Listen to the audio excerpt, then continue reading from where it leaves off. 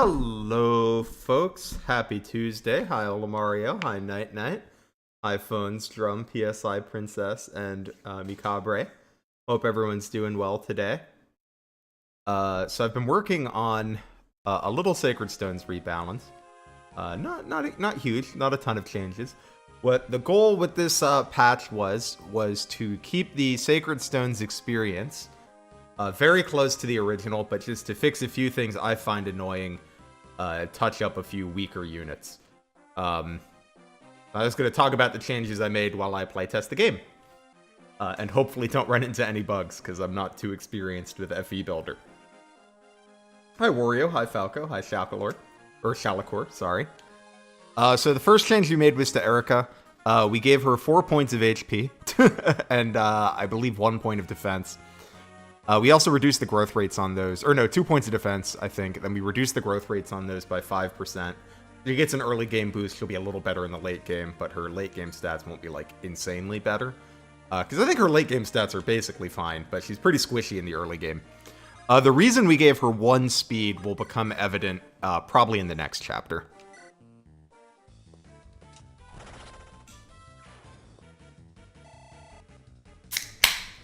Hi, Asui.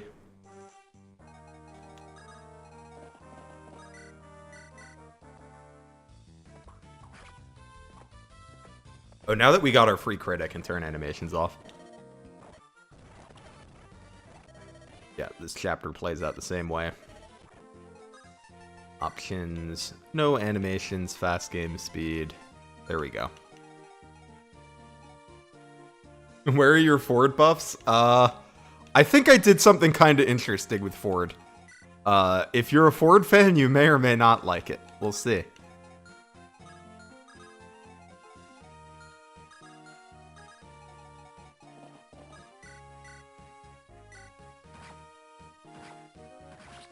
You hope Marissa is super cracked. Don't get too excited for massive changes to any units. I did give Marissa some buffs, but nobody got, like, massive buffs. Hey, Smith Plays. Hope you're doing well today.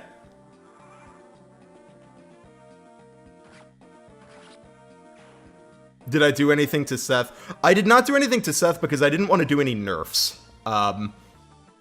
So I did not nerf Seth in this patch. I may make a bigger rebalance in which I do nerf Seth, because even with, he's just super over-centralizing. Gilliam is the only unit we adjusted on this map. I gave him an extra 3 points of defense. This doesn't, like, make him a whole lot better, to be honest. But I feel like the thing I don't like about Gilliam in vanilla is that he's, like, 2-3 points tankier than Franz, but he's slower, so he gets doubled, right? So he doesn't feel tanky at all. So this way, hopefully he at least, like, feels a little tanky.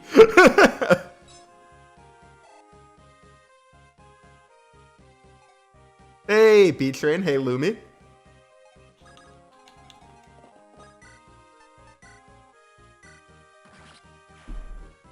Gilliam stonks rising.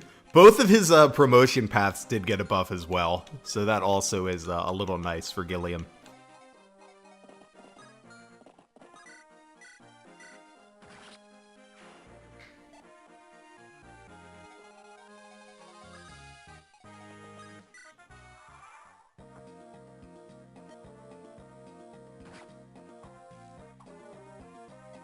Damn. Bad unit. Can't hit anything.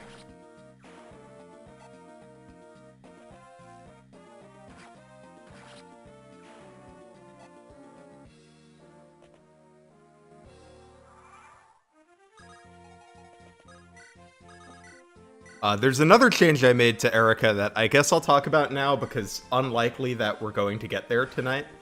Erica's Sieglind is 1-2 range now.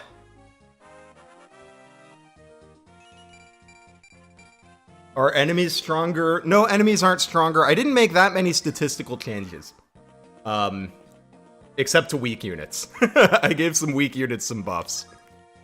But the goal here was mostly to keep the game feeling fairly close to vanilla with some adjustments for some things I don't like in vanilla. Because there's already a bunch of Sacred Stones rebalances and remakes, which are awesome.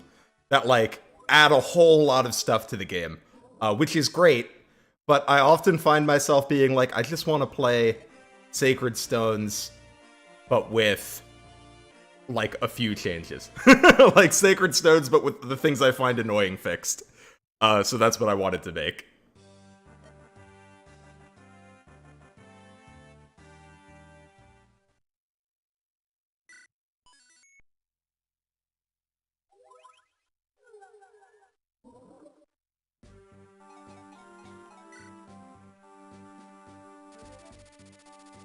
How much luck did Noel end up getting? Noel did not get any luck. He did get a buff, but I didn't give him luck because I feel like Noel having really low luck is like part of who Noel is, right?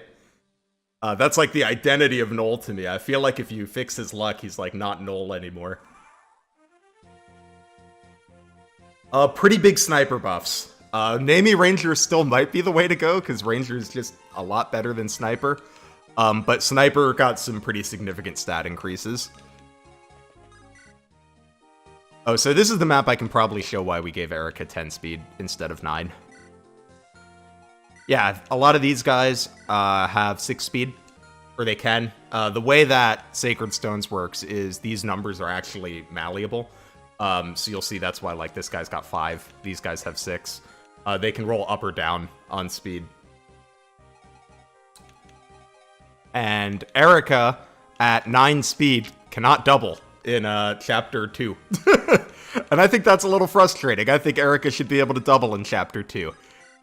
So I gave her 1 more speed, so in Chapter 2 and 3, she tends to be able to double now.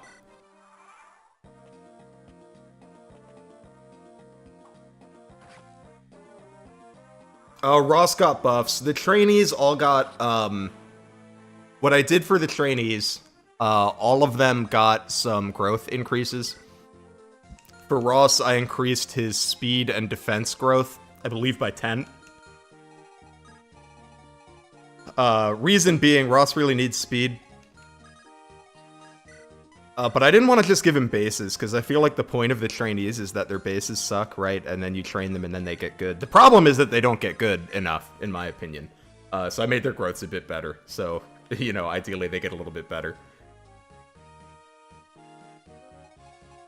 I did not change how much EXP staves give, but I did give the one unit that I think that's really a problem for, which is La Rochelle starts at a higher level now.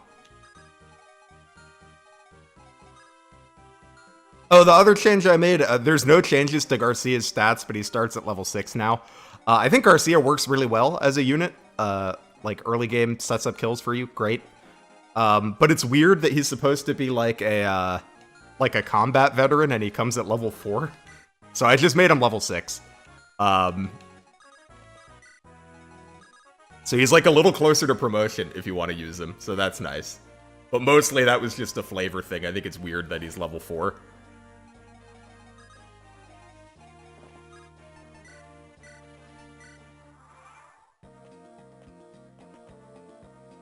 Oh, I made one more change to Erica, or 2 more changes that I forgot to mention. One, I increased her starting weapon rank. She starts at D, or E in vanilla. I upped it to D, for 2 reasons. The first reason I upped it to D was because I think it makes more sense with the story. Erica has, like, some combat training. Not, like, a ton, but, like, more than... I feel like enough that she should start at D. And 2, I really want her to be able to use the killing edge that you get in Chapter 5. Killing edge is a great weapon. It's part of why Joshua is so good, because he takes it and he can just kill stuff. But Erica often, unless you like give her a lot of combat, doesn't get to see weapon rank in time. So I gave her D for that reason. It's the same stats on Garcia, because I think his stats work fine.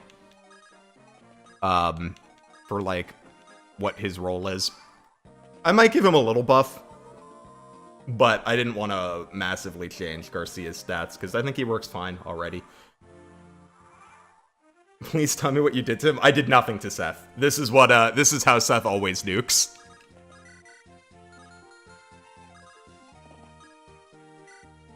And the reason I did nothing to Seth is because early on in the hack, I decided that in this version I wasn't going to do any nerfs, because, like, I don't know.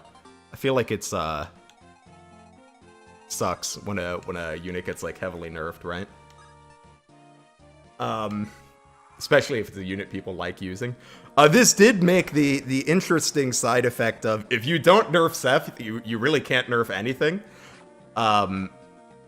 Because if you don't nerf Seth and then you nerf other stuff, then it's like even more reason to use Seth, right?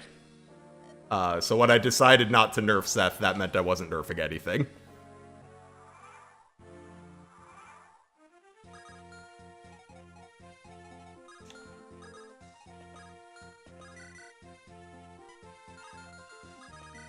Oh, and I gave the rapier one more point of might. That was the other change I made to Erica, just to give her a little bit more of a early game boost, because you'll see her early game's not very good, right? Like, even here where she's doubling and she has extra might, she still doesn't one round.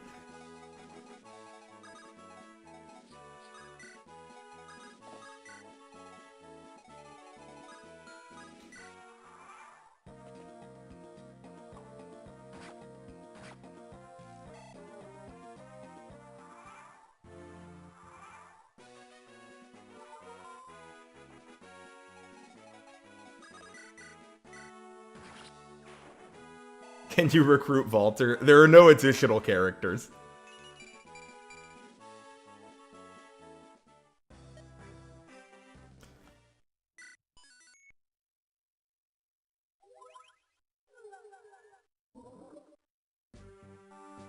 Any changes to Faux Mortis? I made one change to Faux Mortis, which is that on turn 1, he doesn't summon. He will hit you if you're in range.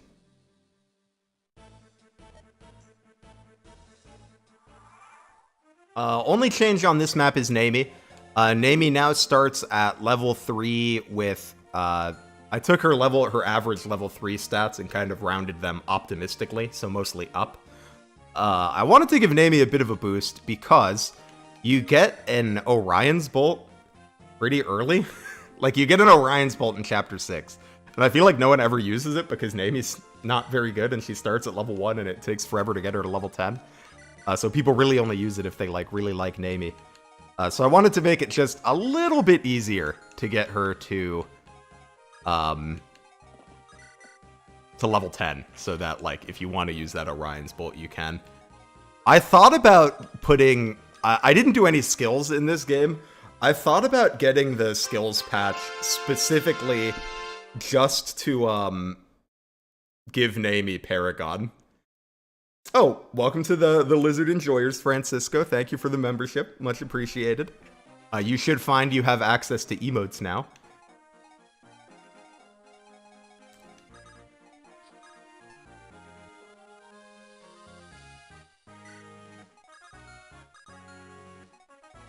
And I still might do that in the, this is the first draft of this rebalance, right? Like, the only person that has played it is me. But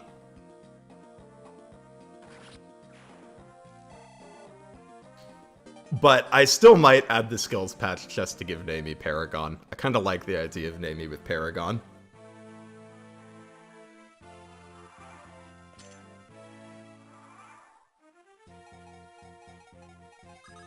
Go grab Colm. The other thing I haven't changed, but I might, is changing these chests to actually have something useful in them.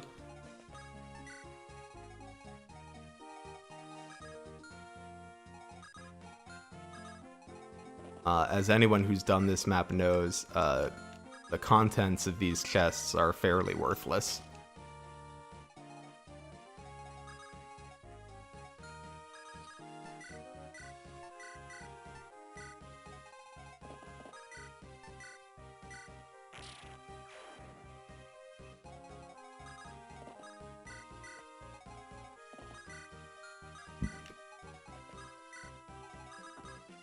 Oh, I didn't mean to do that. Oh well.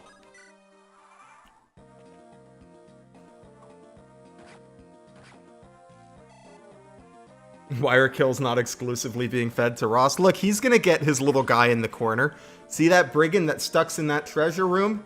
That's for Ross. Ross's growth increases, by the way, were 10% to his speed and defense.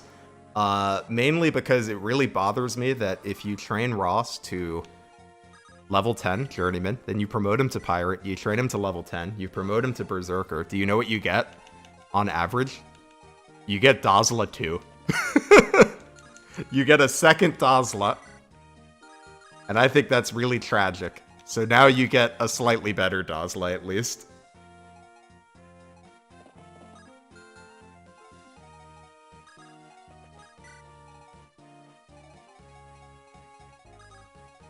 If Navy gets Paragon, what about Ewan? I don't know, does Ewan need anything? I know it sucks that he joins really late, but I feel like the, like, it's kind of the point, right? Like, the trainees are supposed to kind of be a pain to train. Whereas I feel like Nami does not offer the, kind of the fun aspect of a trainee. If I give Nami Paragon, I'll put her back to level 1. Yeah. This was my, not adding skills compromise for Nami. But I think if she has Paragon, she doesn't really need to be level 3.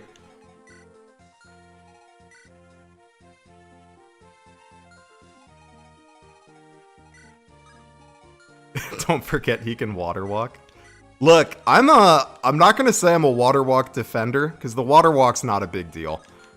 However, it's like a little nice in a casual playthrough, right? To be able to step on a mountain and get like a big evasion bonus.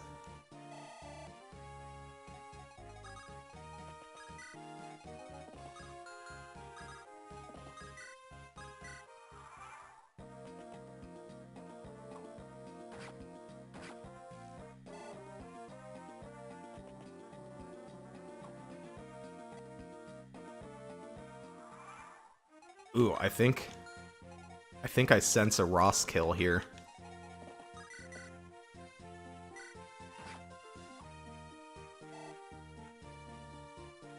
Did Lizard end misogyny? On some units, so the units I gave more con to were, Loot, Marissa, and I think one more. I have to check my notes. I gave it to units where I felt like the con really mattered. Like for Marissa, she loses 2 speed on a killing edge, and like she actually has like doubling problems when she joins, because 13 speed isn't enough to double everything when she gets weighed down. So I gave her some con. Similarly, Loot gets weighed down by literally everything. Like a fire tome weighs Loot down. So I gave her an extra point of con, so that she is no longer weighed down by fire. Hey, thank you for the kind words, TZO. I appreciate it.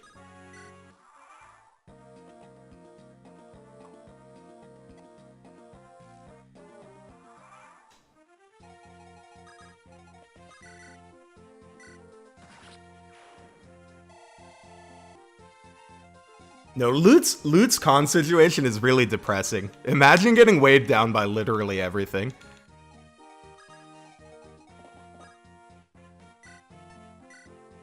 Girl's getting weighed down by a 4-weight tome.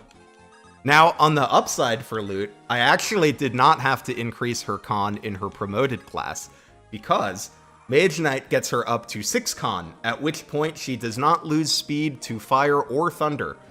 She loses speed to Elfire, but Elfire's heavy as shit, so I'm okay with that.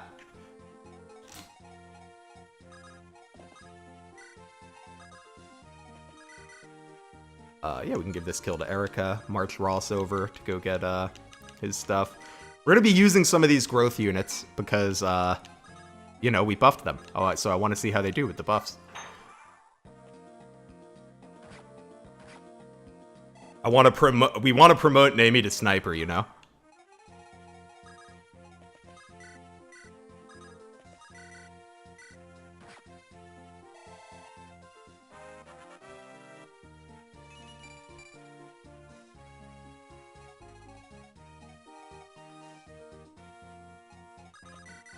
Any changes to supports? Honestly, I hadn't given a lot of thought to increasing support rate. But maybe I will, because supports are really slow in FE8. And I do like supports. Alright, we're still giving Seth boss kills, though.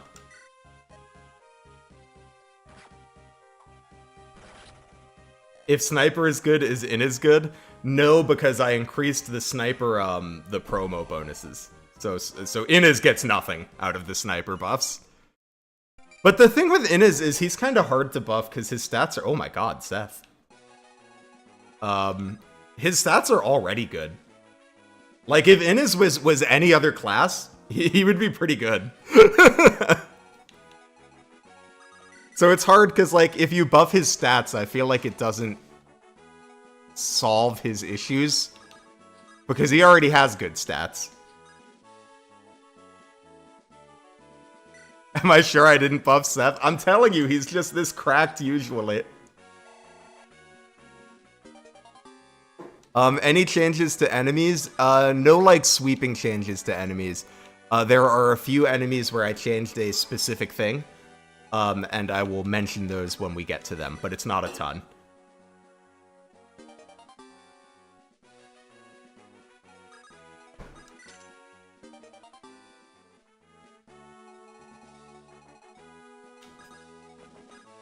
Yes, the math is very kind to pre-promote units for boss kills in this game.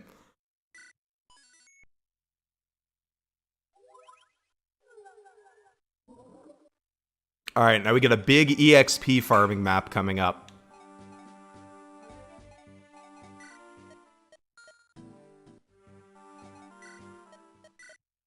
I'll buy some weapons, though. Maybe I'll give Erica a point of con. 5 con's pretty sad. I feel like her con is fine once she gets the horse. But the early game con kind of depressing. Oh, here's a fun Sacred Stones fact. Steel axes are, for whatever reason, E rank. Don't really know why.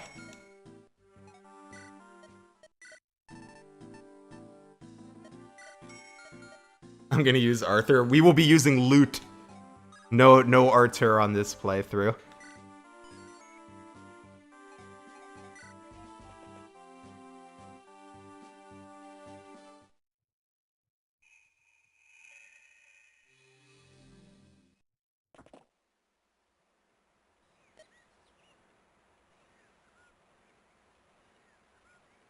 Do I think support is a good mechanic? Yeah, I do. I think support is a mechanic that has, like, some issues that could be ironed out. But in general, I think supports are, like, a big part of why, frankly, why Fire Emblem is so popular. People really like supports. I really like supports.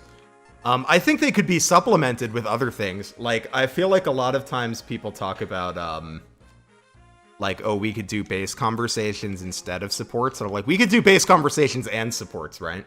Like, I think base conversations are, and stuff like the Monastery.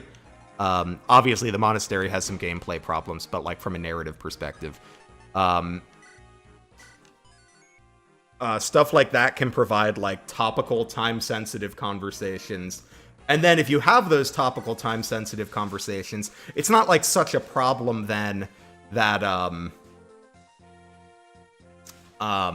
that the supports aren't time-sensitive. And you can time-gate supports, too, when it's relevant. You may notice Arter said the companion is in that village to the east. I switched the villages, so loot comes out of this one now. The reason I did this, this is a big EXP farming map, and often loot gets recruited kind of late into it, and then doesn't get to, like, participate in the EXP farming. And then you get, like, a level 1 loot in Chapter 5 right after the big training chapter, and that kind of sucks. I think loot should get to participate in the training chapter. So she comes in this village now. The only stat change, she has 1 point of con. So she does not get weighed down by her fire tome anymore.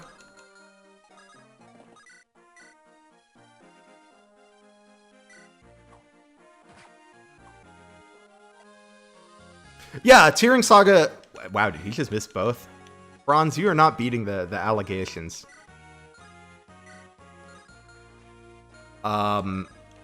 I really like how Tearing Saga does their conversations.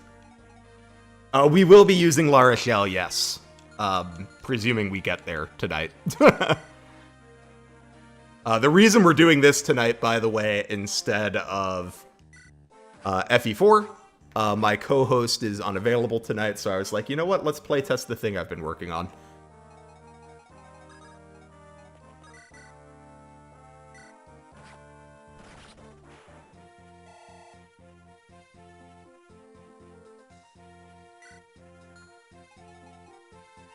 Hi, Umbrellasis. Hope you're doing well today.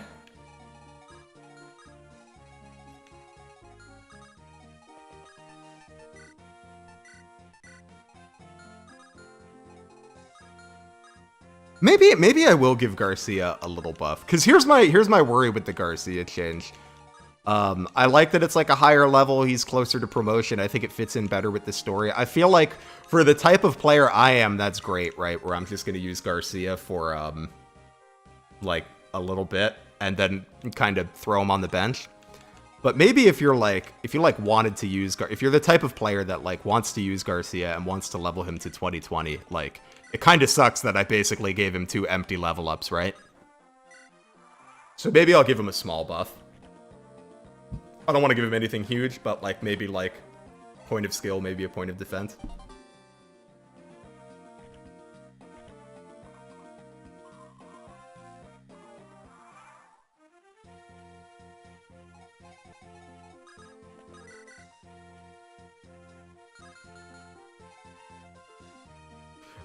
The Lady Archer in Tearing that won't kill humans at the beginning, I think is one of my favorite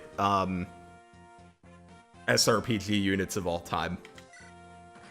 I think she's super cool.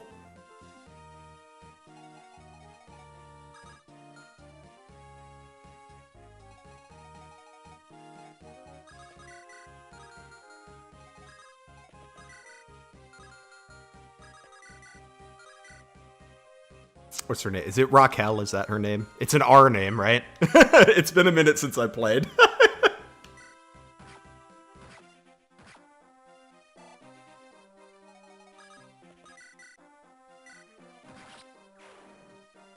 Does Gilliam get to finally have stats? Gilliam got an additional 3 defense on an initial base 3 defense, and then both of his promo options give more stats now.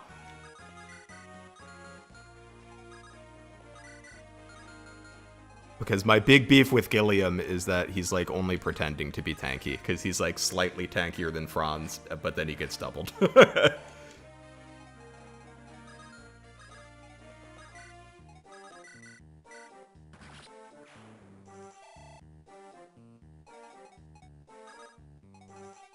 But yeah, I think that unit's design is so cool, I legitimately thought about making an entire video on it. I will probably still talk about her in a video at some point. But I want to find a few other interesting units to include in that video.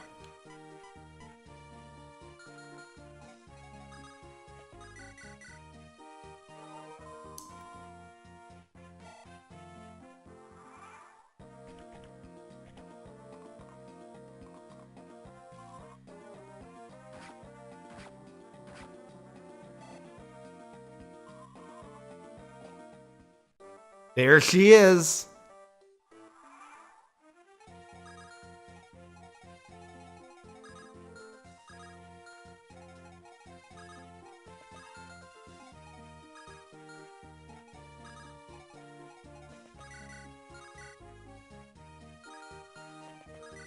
Yeah, the funny thing with Erica is despite, like, the extra bulk I gave her, which was, like, a lot, it was, like, 4 points of HP and a point of 1 or 2 points of defense, she's still pretty squishy. Which just goes to show that, Erica's a little bit depressing in base game.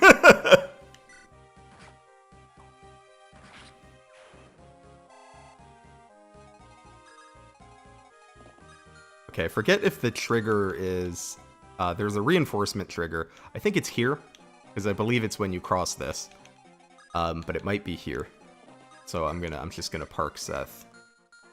here, where I know he won't trigger it.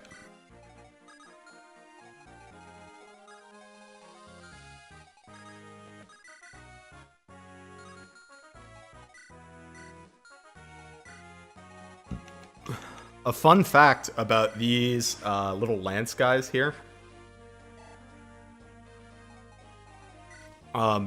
If they roll down on speed, then base Garcia can take all of them. He can just one-round them. But if they roll average on speed, he can't double them, sadly.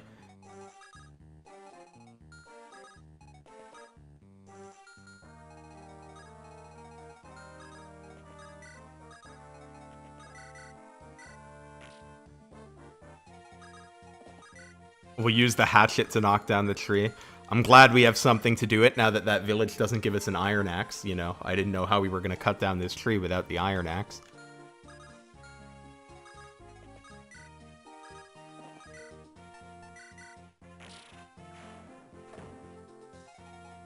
Yes, Erica's personal bases are set to 0. I assume just because, like, she's the only one that uses her class.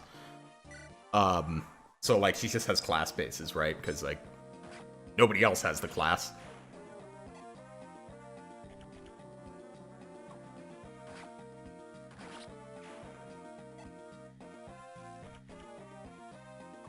Figuring out how to change a unit's base level was very confusing to me when I was trying to figure out FE Builder.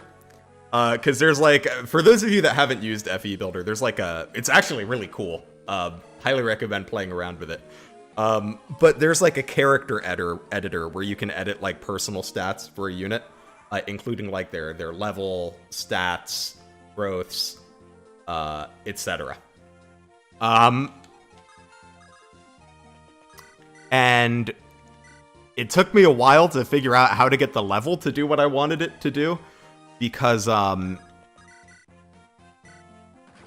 like, if you change the level in the character editor, that doesn't do anything. You have to, like, go into the unit placer on the map the unit joins on and change their level there. And it took me longer than I care to admit to figure that out.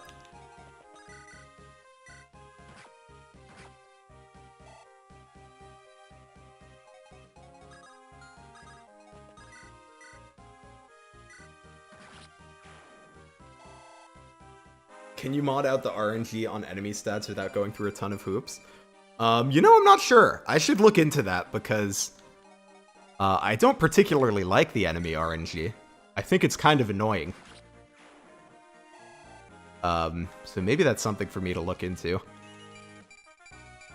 If that's what I'm talking about, Nami, I mean, it would have been nice if you got strength, but we appreciate you for the rest.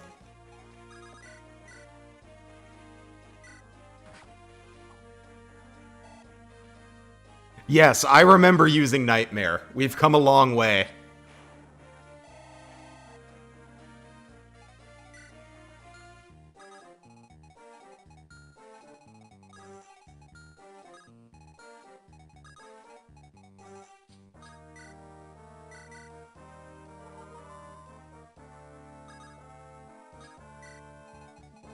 Okay, this is going to spawn the...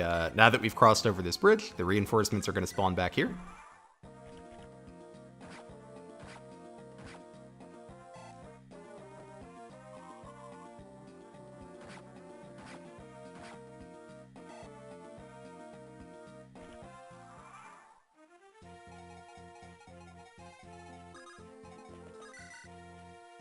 But yeah, you guys can see why I said this was kind of like a training map. Everyone doubles. The enemies are pretty weak. Like, base Ross doubles some of the enemies on this map. Or like, this guy's got, what, 11 attack and 1 speed? So, like, we can have Ross fight this guy with an iron axe. We can pick up the village here. I always thought it was dumb that the village on this gets you a iron axe. So I replaced that with a Fiend Cleaver, which is an axe you normally only get in the... I don't know, you might be able to get it in the tower during the main game. I know you can get it in the post game. It's just an axe that's effective against monsters. Why is Loot not being trained? Loot is being trained.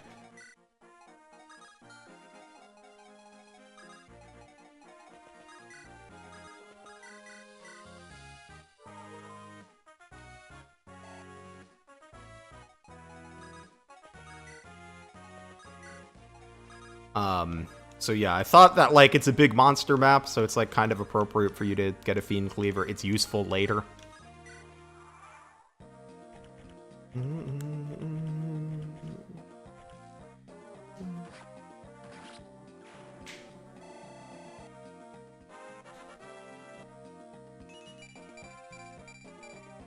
That's what I'm talking about, Ross. You hit those growths. The funny thing about it is, I think it's an E rank axe. So we can give Ross the Fiend Cleaver. You don't have speed, right? You're only pretending to have speed.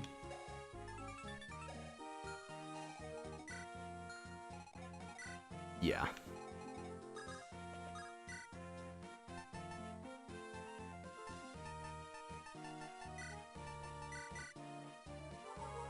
How did this hack buff Vanessa? Vanessa was left alone. Also, hi Vex, hi Wings of Shoe.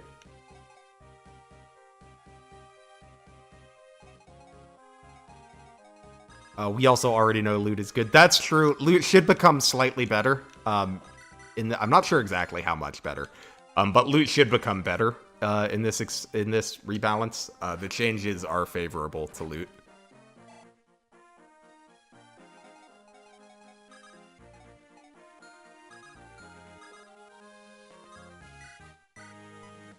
Kill every last one of them. All right, Angry Lizard, you guys got it. Oh, where's Angry? Here it is. Oh no. 1 second. I don't know why. Sometimes this happens when I'm changing my emotes. But I just have to relaunch the emulator to fix it.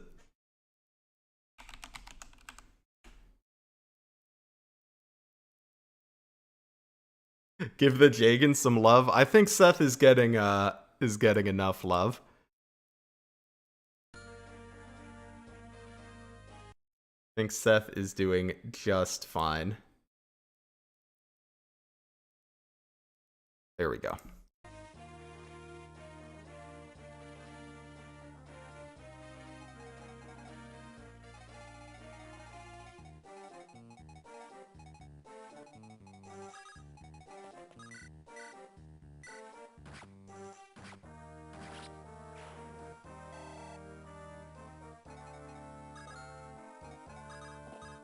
You like the lizard tank, Mira Samurai? I like the lizard tank too. It was a friend of mine, Norchestra, made it, who I would highly recommend if anyone ever needs streaming assets. They also did the lizard. They did the overlay and the lizard.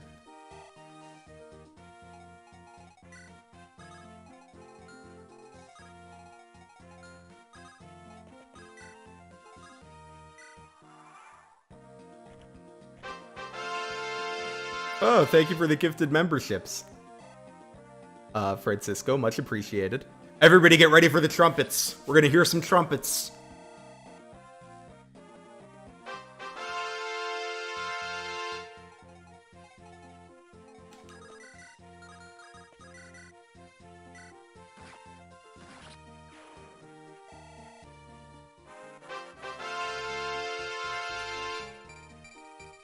Good level up for loot, God bless. But see, this is why I increased Erica's sword rank, because, like, we made it to C, but, like, not by that much. And next chapter is the chapter I want it by.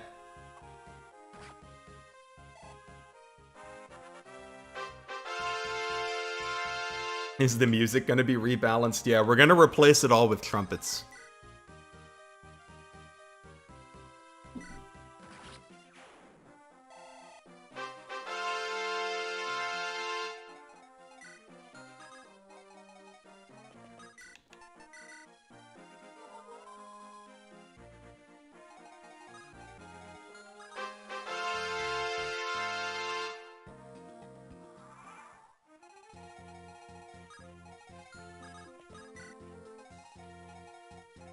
Okay, we'll give this one to either Nami or Ross, then we'll give the boss kill to Seth.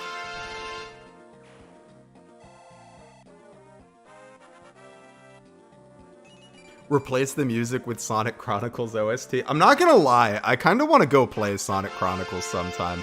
I think it's kind of insane that there's a BioWare Sonic the Hedgehog RPG. And at some point, I need to respect the insanity of its existence by playing it.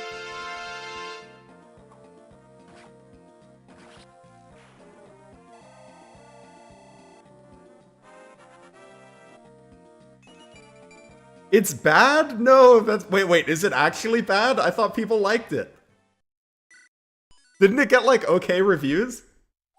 Hold on. Let me look up the Sonic RPG reviews.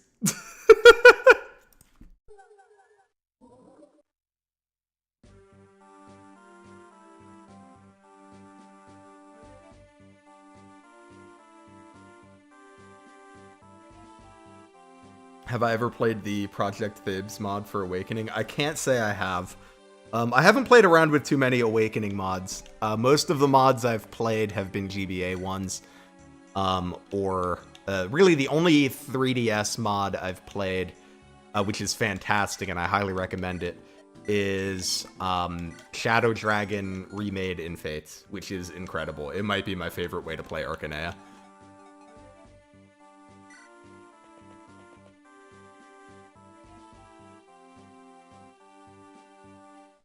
Oh man, you guys weren't even giving me the full title. Sonic Chronicles: The Dark Brotherhood.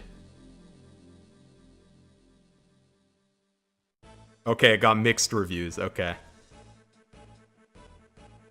Here's the thing though. I own a Sonic onesie, so I feel like I need to play it, right? I need to like sit on my couch in my Sonic onesie and play the Sonic RPG. Hey Blind Coco, you didn't miss too much. We're just about to start chapter 5. No Joshua buffs. Joshua's already good.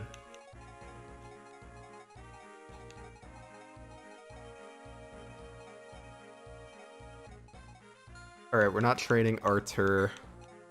We're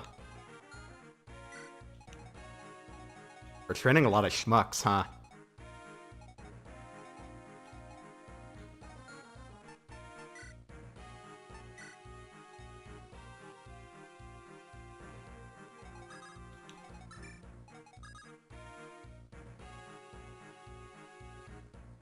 You need to give your lizard a Sonic onesie when streaming that game. Look, if I ever stream Sonic Chronicles, I will do it on camera with the onesie on. I feel like that would be the only proper way to stream that game. What motivated me to rebalance an FE game? I was watching Sequitur play a rebalance of FE8, which looked really cool. But like really heavily changed the game, right? Which is totally fine. Like added skills, a bunch of new classes, and that's great. But I was like, what if there was like a rebalance that just like played like normal Sacred Stones, but changed like the couple things that annoy me. So that's why I made the rebalance, because I was like, I don't really need big changes. I just want to get rid of or adjust a few things that would make me a happy camper. So I was like, I should just make it, instead of hoping somebody else does.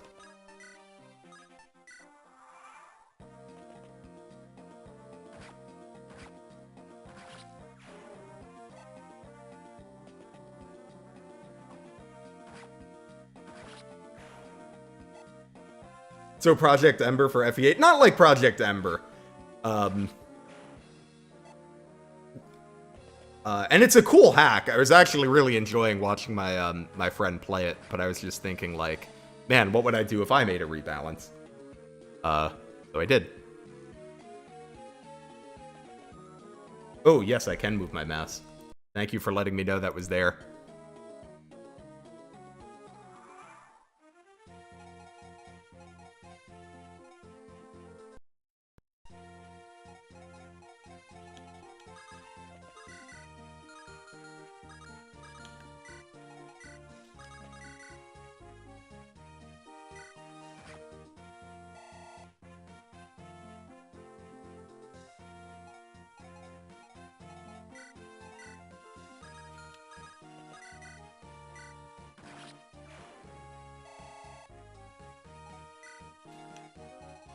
Is the Nami sweep real? Alright, we're kind of lucky that, that Joshua dodged Seth's attack because it means we get to recruit him at full health, which is nice.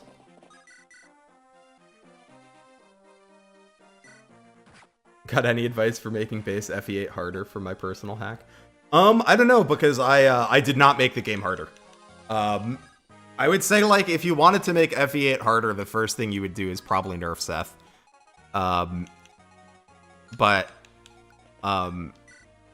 can't really, I don't really have any practical advice because I didn't make mine harder.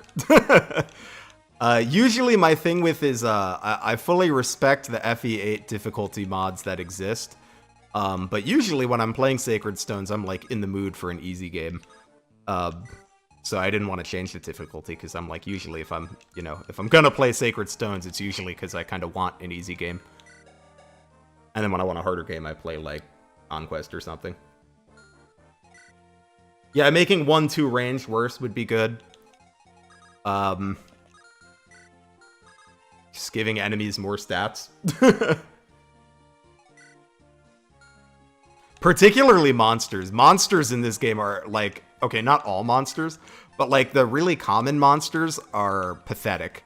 And giving them stats would certainly help if you wanted to make the game harder.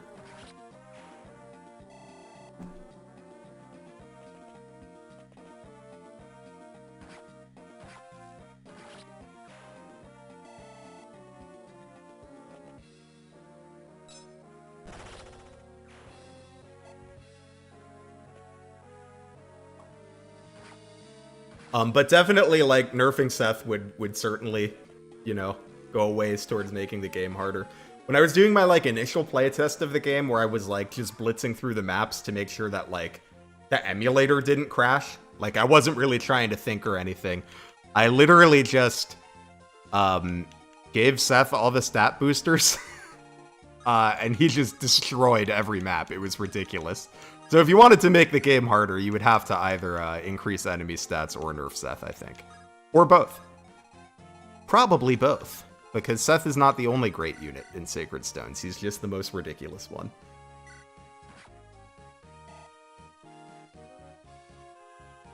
Does that mean everyone's growths are improved?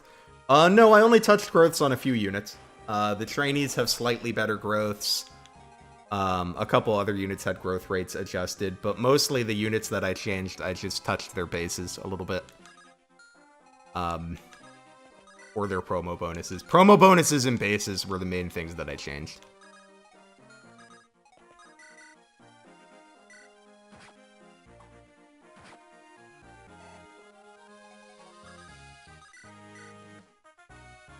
Vanessa moment.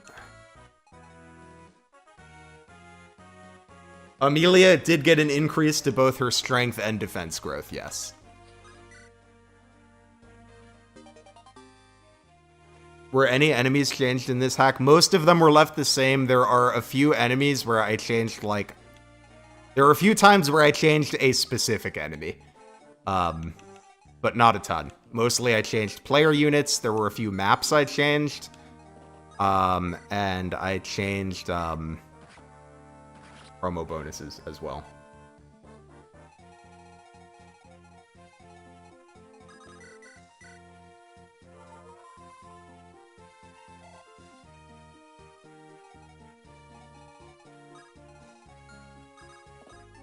Yeah, I don't really know why Sacred Stones doesn't let you have multiple S ranks. I guess they're like, we don't want you to use multiple of the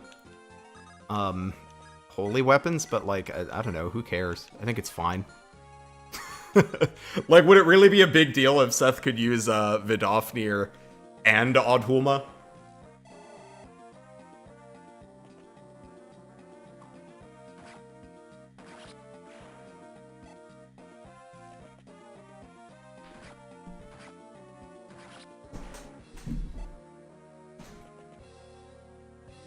Is there a changelog for this rebalance? Yes, there is. Let me get it. I'll put it in chat.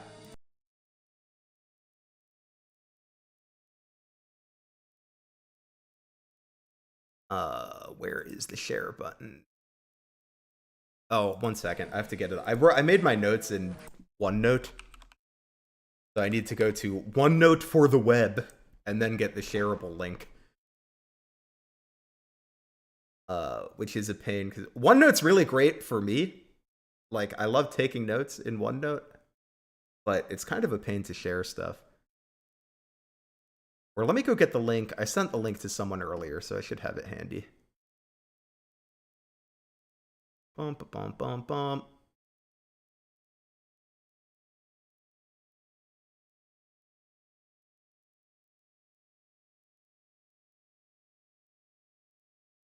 Ah, here it is.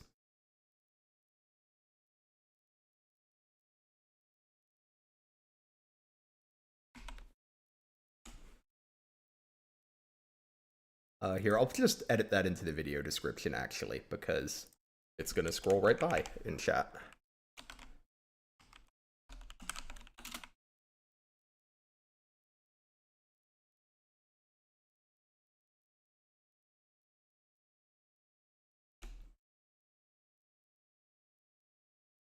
Okay, so now you should be able to,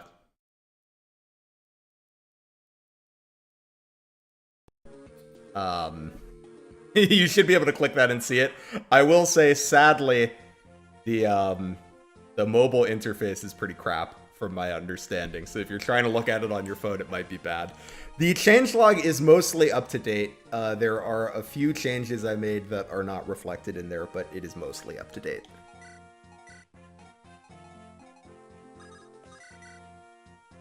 Does this mean Erica is better? Erica's better, yeah. Not like ridiculously so, but Erica's better. Actually, I would say she is considerably better. Still not going to be like a combat carry or anything, but I would say she's considerably better.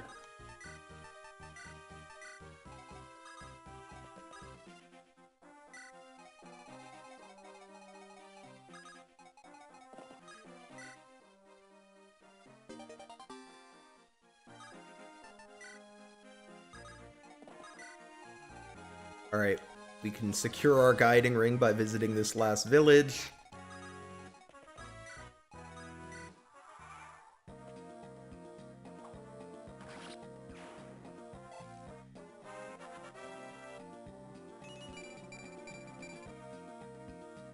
Another good level up for Seth because he's an insane unit.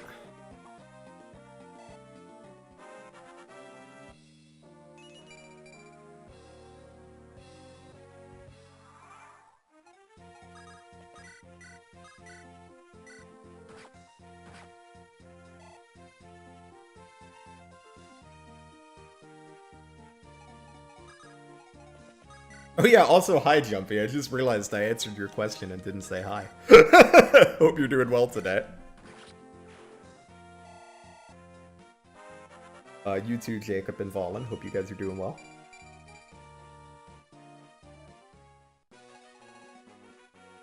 What is the biggest change?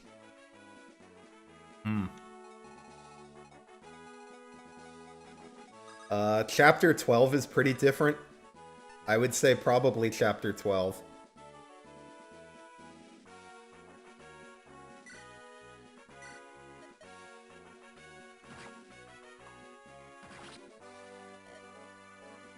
You're in Larashel gets S-staves at base in this hack. Yeah, I actually, Larashel joins in the Demon King class now with S ranks and everything.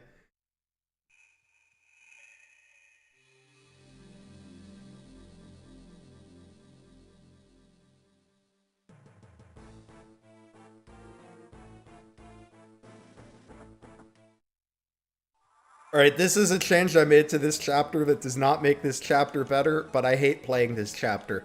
So I put a door here. So now you can just go right to the boss instead of going all the way around this hallway if you want. Alright, let's talk about the Ford change. Because the Ford change is kind of weird. We gave Ford -2 con. The reason we did that was that the way I look at the 3 calves in vanilla is you have Franz is like your early investment cav, right? Like if you want a cav that you can early invest in. Kyle is if you're like, I want to take advantage of that free 5x EXP. And then Ford is just like, would be great if you didn't have two other Cavs. But I didn't want to just make his combat better, because if you make Ford's combat better than Kyle, then Kyle just becomes the new Ford. So Ford having -2 con means he can pick up Dussel and Garrick. So now you use Ford if you want to rescue drop Garrick, basically.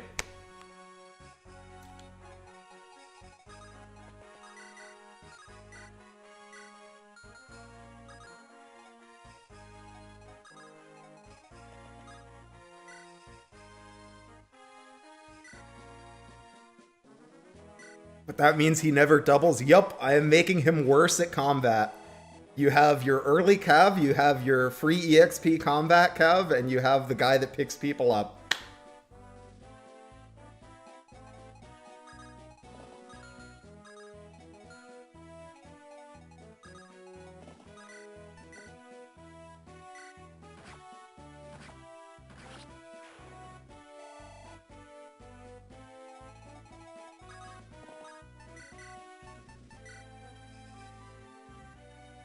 Yes, only good because of Cav. I'm gonna try using him, and if it's like really miserable, I might give him like a point of speed or two to compensate.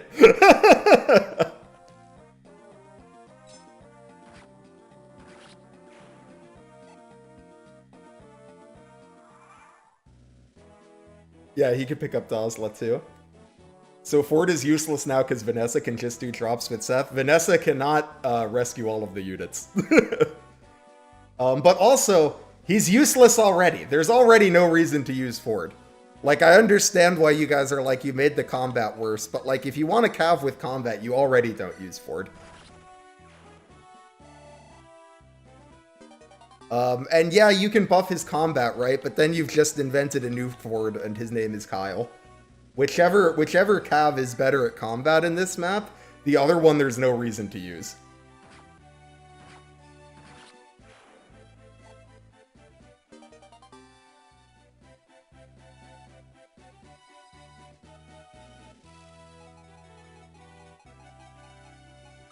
What if Ford had axes not for any real reason, but just to be quirky?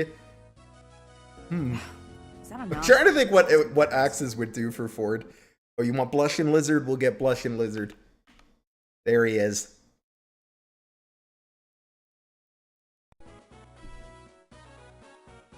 Did we buff Orson?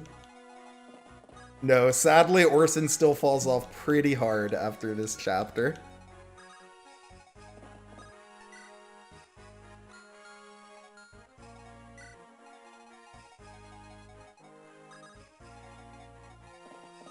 This is like fine, right? You do 9, you do 16. Yeah, this is fine.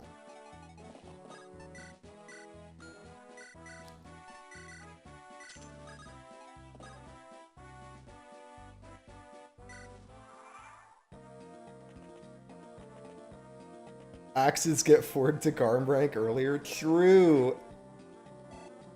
Did I realize my dream of rescuing Ephraim with Orson giving a game over? Ooh, I didn't even think about the fact that I could actually do that. I probably shouldn't.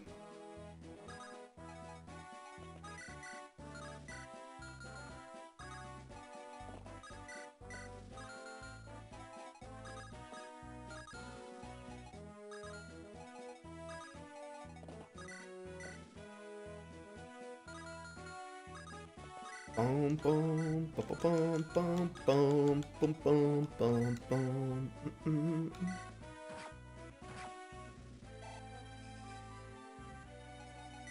So you do what, 16? Yeah, so this is fine. Oh, he doesn't kill him. Disappointing, Ephraim. You disappoint me.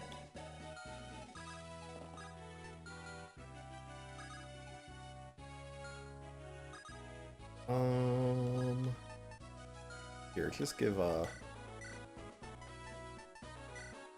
Ford the jab back.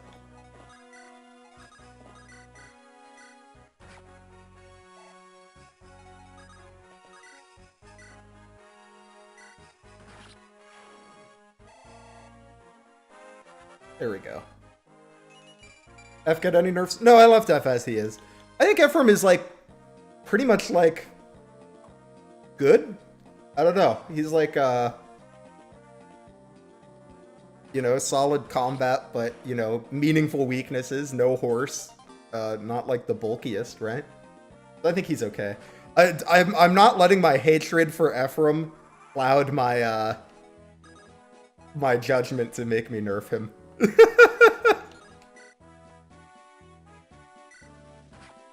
There is a change log. It's in the video description. You might have to refresh the page because I added it in the middle of the video. But it should be in there now.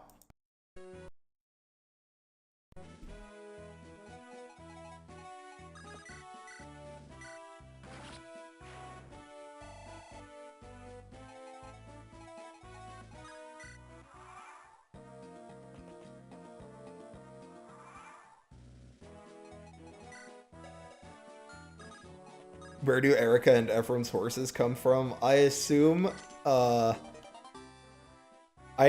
were they just keep horses forever in the room with the stones. They just, when they locked the stones down there, they put the horses down there. They left like 40 years of food. And they were like, the horses will be fine. When we need them, they will come. Why the Ephraim hate? Oh, it's for story reasons. I just don't like some of the stuff with Ephraim in the story. The hate is mostly exaggerated for comedy.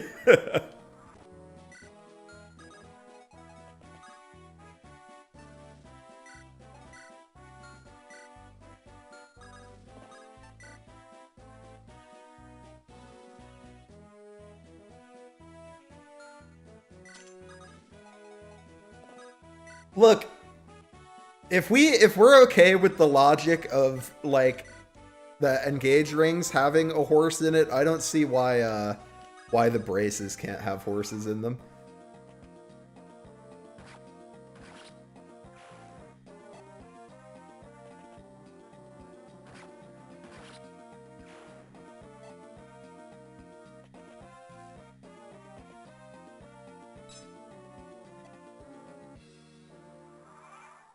I did.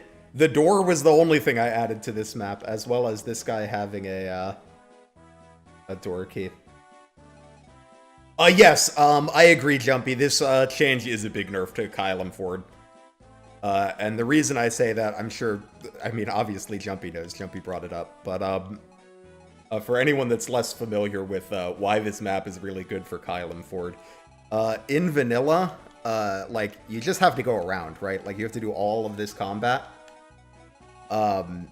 So it's basically just free EXP for Kylem Ford to just suck up, right? Like, somebody has to get the EXP. You don't really want it to go to Orson. So Orson can just, like, pick up Ephraim, carry him up there. When he's carrying him, he doesn't double everything, so he doesn't kill the enemies. And then you know, you just get a bunch of free EXP on Kylem Ford. But if you don't go up and around, then you skip all this combat.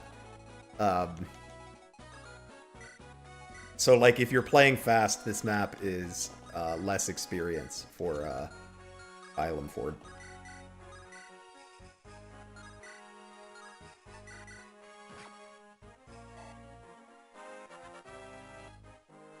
Lizard, the biggest Ephraim hater? That, honestly, that might be true. I feel like most people, even other Ephraim haters, I feel like, do not have my burning rage.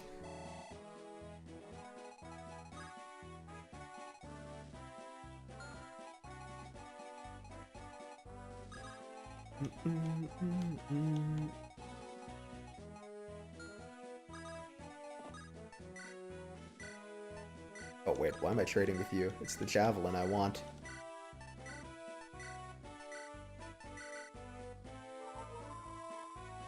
You did the card game tournament? I really liked the card game tournament. For those that aren't Storm, I've been playing Final Fantasy Rebirth lately, and I'm a sucker for an RPG card game. So I've been enjoying the card game.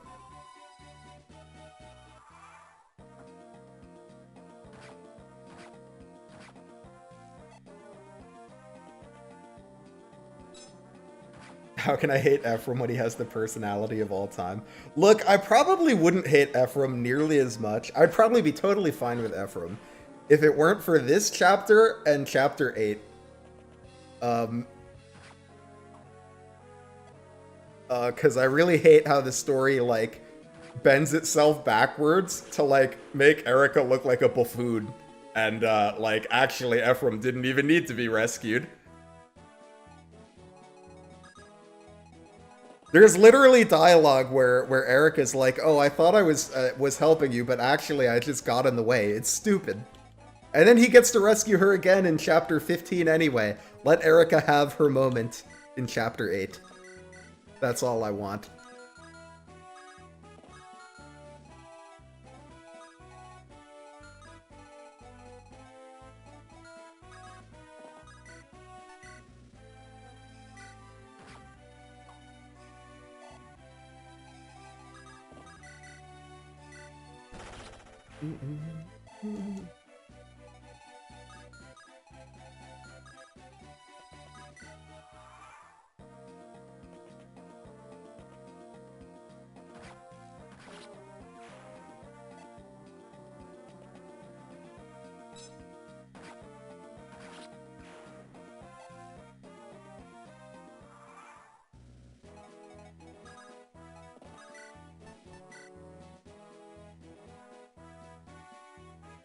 Zonta with the 1% crit chance. What a guy.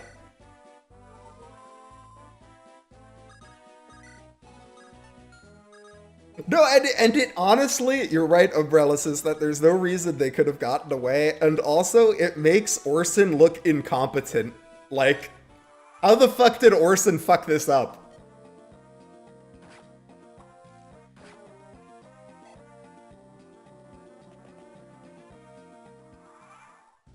Orson deserves like a gold medal for fumbling the bag.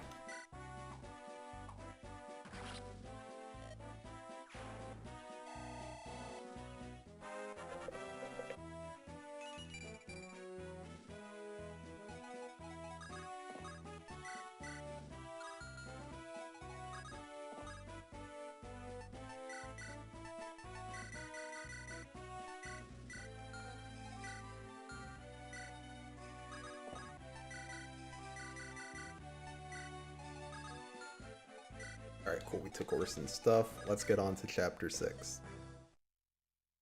Chapter 6 has some changes.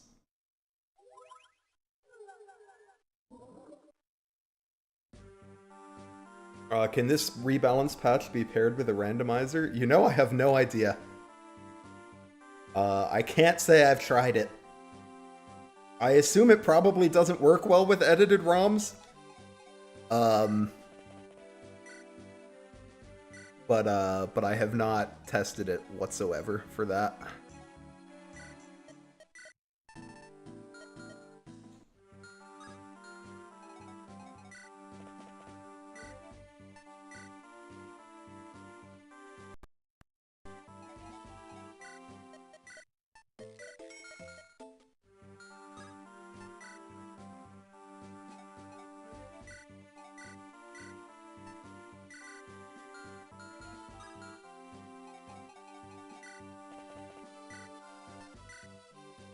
I did not touch the world map. The world map is the same as it ever was. Alright, let's buy Seth some new equipment.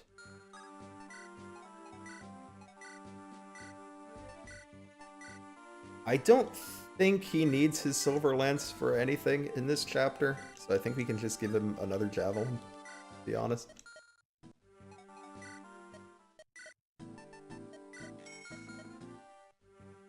Since it's called 5X, is it possible to not play it? It is not.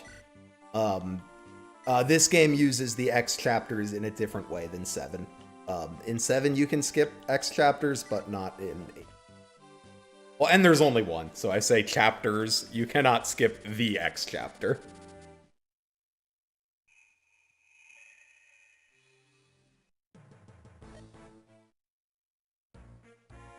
Alright, so changes I made to this map.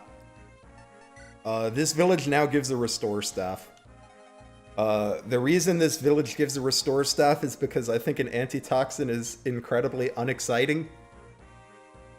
Like you get the village, you get the antitoxin. It's really underwhelming, kind of like the Iron Axe in Chapter 4.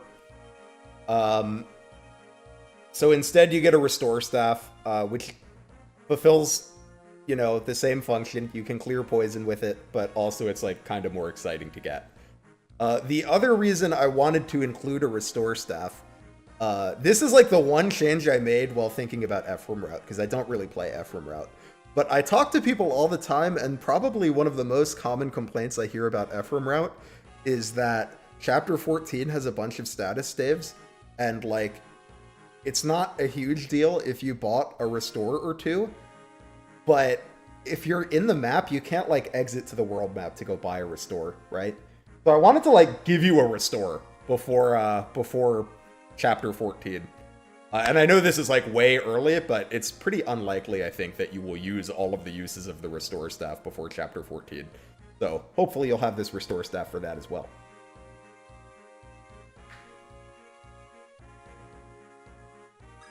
Oh, the other thing, there's a village up here now, and some forests. The thing I wanted to do with this map is I feel like the play pattern that I do for this map and that I see other people do is you take Seth, you run him over here,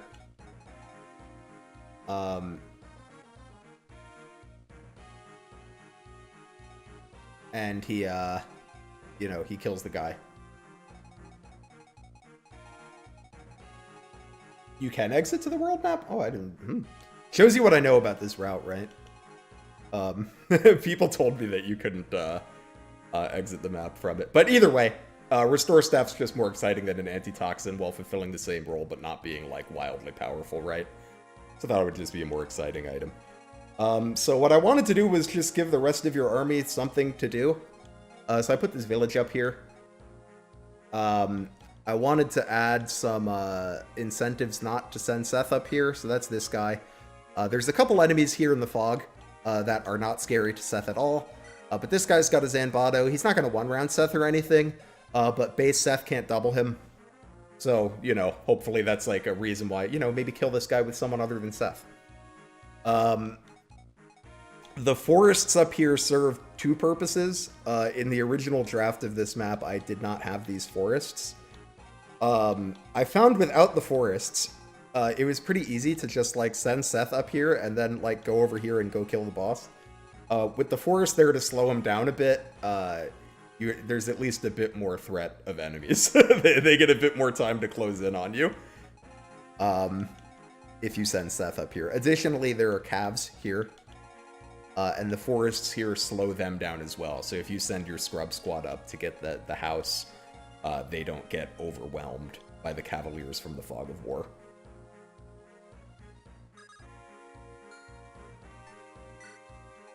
All of this is to say that Seth is still incredible on this map because I did not change the fundamental aspect of the map, which is Seth goes over here and kills the boss.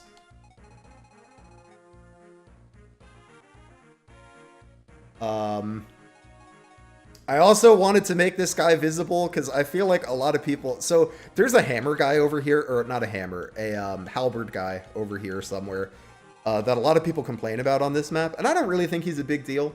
He's like pretty unlikely to kill Seth, but a lot of people hate that halberd guy, and I was like, you know what? If I'm gonna put a horse effective guy, I should put him where you can see him.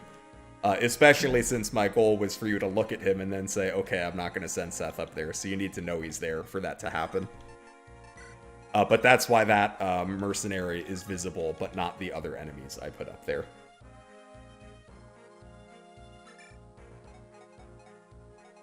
And we'll put Vanessa down here to go get this village. Seth can go do the map for us while we go get this village up here.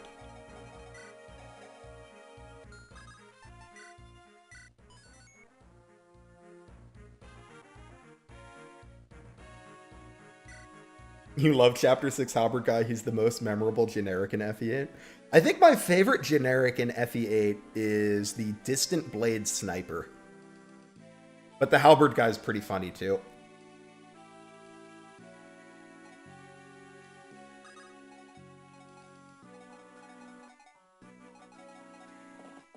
Yep, we'll go ahead and get Seth on his way.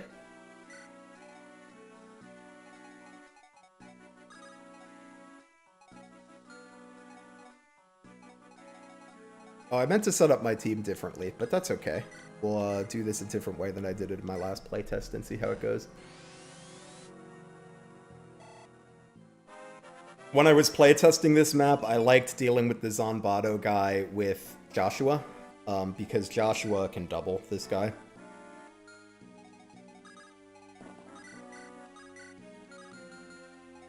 But I forgot to bring Joshua, so we are going to deal with him in a different manner.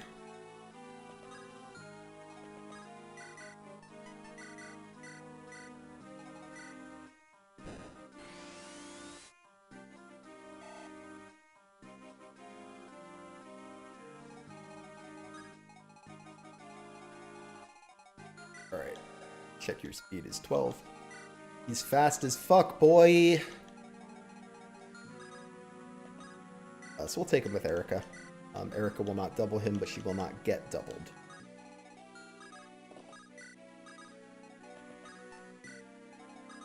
But yeah, Joshua's a pretty clean answer to this guy. He needs to crit to kill him, but he takes him pretty low if he doesn't crit. The only thing with Joshua is if he gets hit by the guy, I think he only has to get hit by one of the axe guys. So that can be a little scary if you don't heal him.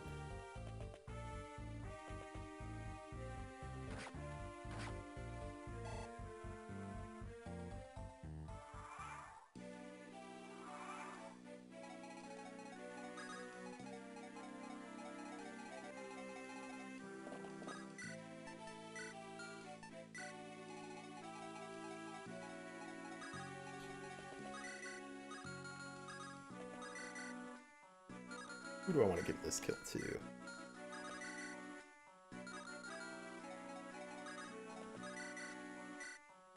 I think we'll give it to Nami. We got to get her to 10, right? We're going to get the Orion's Bolt now. Although I guess we also have a Guiding Ring. But let's give it to Nami anyway. If we can.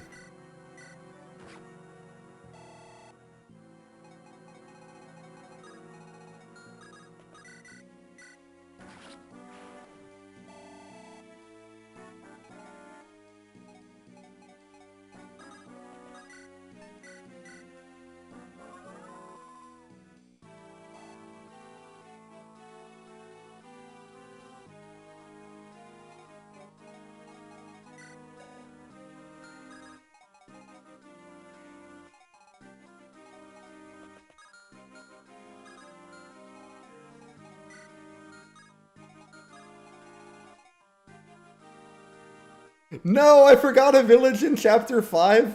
That's fine. Loot's only level 3. We gotta level her up anyway. It's calculated. We wanted to just save the turns, right? We wanted to complete the map in 14 turns instead of 15.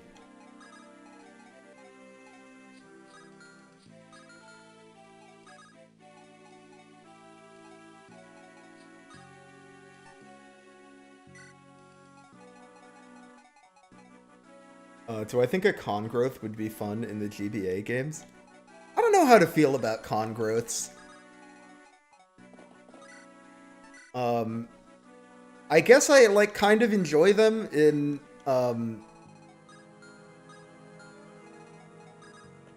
Engage, but like it's not like I've never like played a Fire Emblem game and been like, man, I really wish there were con growths, right? But I don't mind them when they're there either. I would have to think about like what my opinion on con growths is.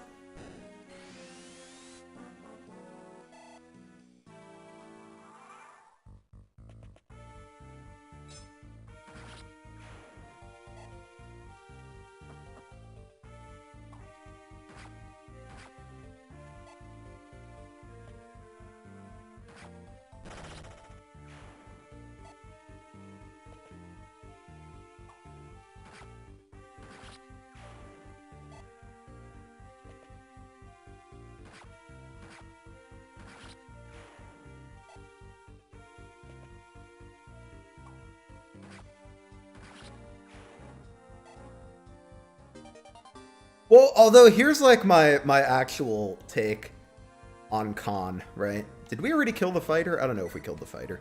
If we killed the fighter, I would have dropped... Or if I knew if we killed the fighter, I would have dropped the iron sword so that he switched to the javelin. But, yep, there's the fighter. We want him on a sword to fight the halberd guy. Here's my actual, like, take on, like, con growths, I guess. I don't really like con.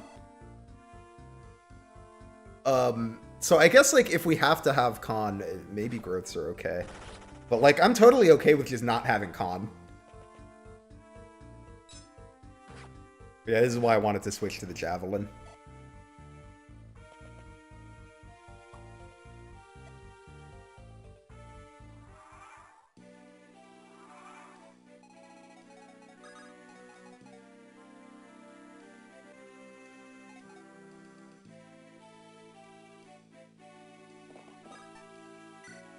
You know what? I do like rescuing, but I wouldn't mind if, like, con existed for rescuing, but was, like, independent of anything else. Like, you know, without weapon weight. Because I don't know, I don't super care for weapon weight.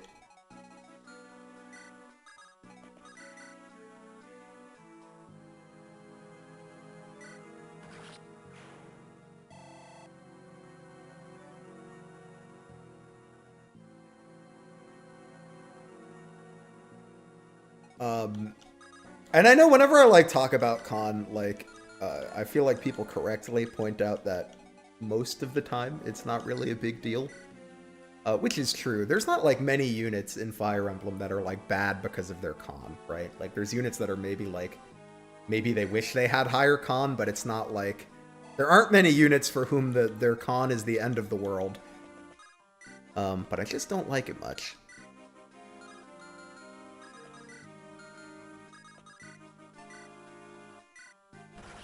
Good job, Erica.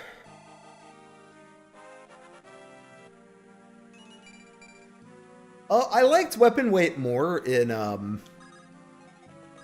Here, you're gonna get some of my Fire Emblem 1 bias here. Because I've become weirdly into Fire Emblem 1 lately.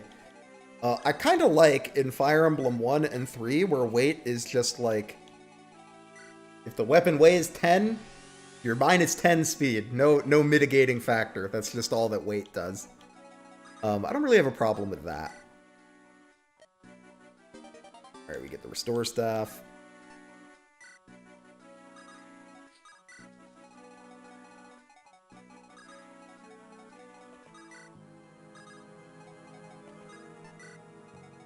But I don't like that often con just feels like awkward second speed. Like, speed 2, but this time it's weird.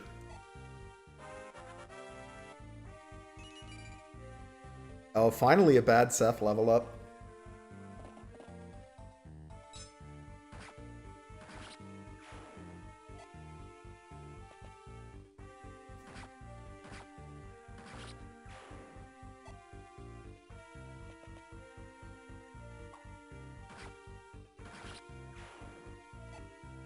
"18 weight axes is miserable." Well, yes. If I were to do like the FE1 weapon weight system, I would be a little kinder to axes than FE1 was for sure. All right, I believe the boss is right here.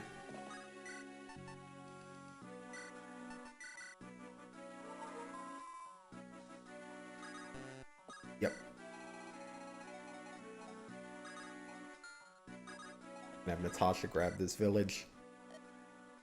You can see my excellent writing.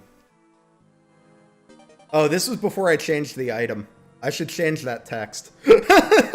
So the reason she's talking about the axe is because that fiend cleaver I gave in the previous chapter, I had in this one for a while, but then I changed this to a goddess icon and I put the fiend cleaver in that chapter.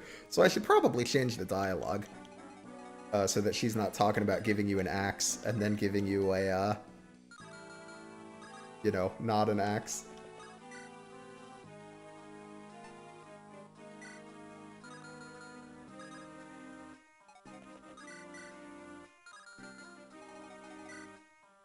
Are you guys like the same unit, or are you a little different?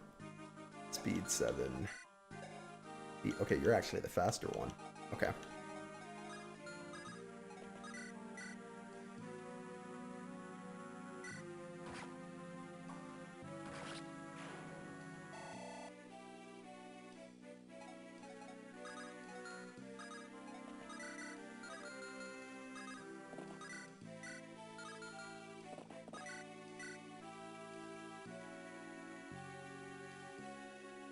Yeah, this is fine because your speed is 7.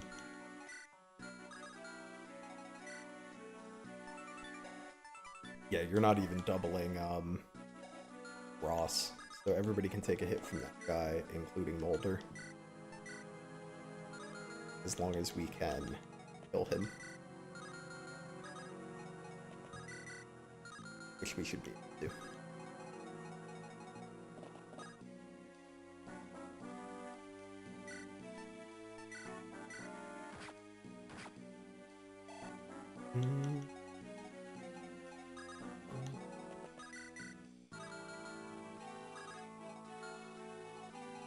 Including Nami, right?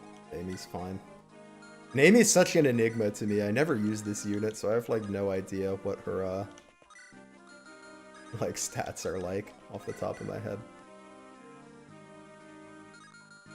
Okay, if everybody dogpiles on this guy, we can kill him. It's just gonna take a lot of teamwork.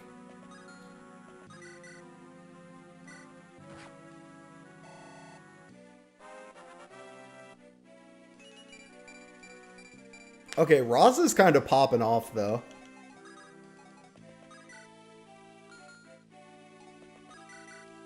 Ross is like, this is my time to shine. I gotta make people think Lizard increased my growths more than I actually did. You're on a jab, right? Yes, we don't want Nami to take that attack.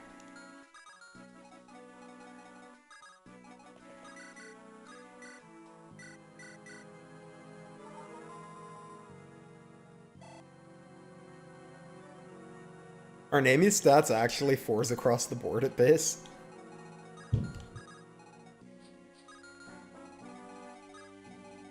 It's kind of funny. Okay, and then we should be getting out of the map now. Barring Seth missing.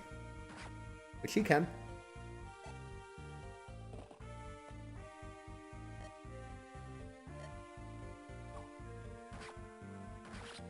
But he didn't.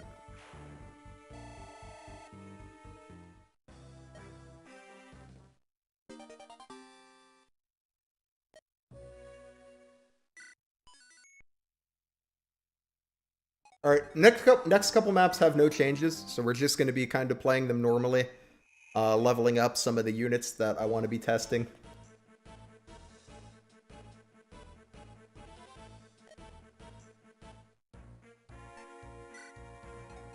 But there's no crazy adjustments to this chapter. It's pretty much bog standard.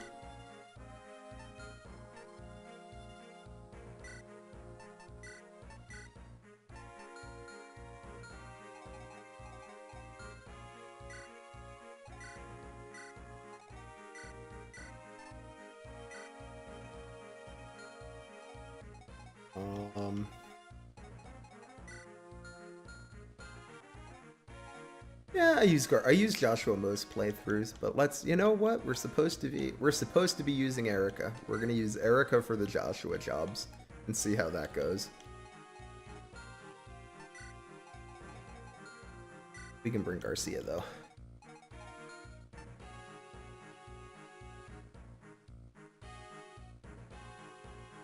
Yeah, I mean, I knew that would be true of Seth. I mean, I didn't change anything with him, right? So anything that Seth dominated in vanilla, he's going to dominate in this rebalance. Which is to say, the entire game.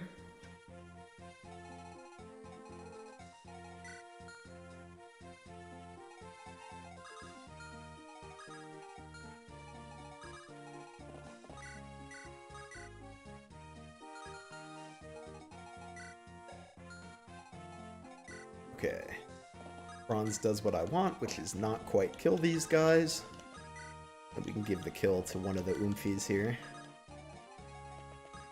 Here, Seth, as long as we're dicking around with these guys, you can go up there and kill them.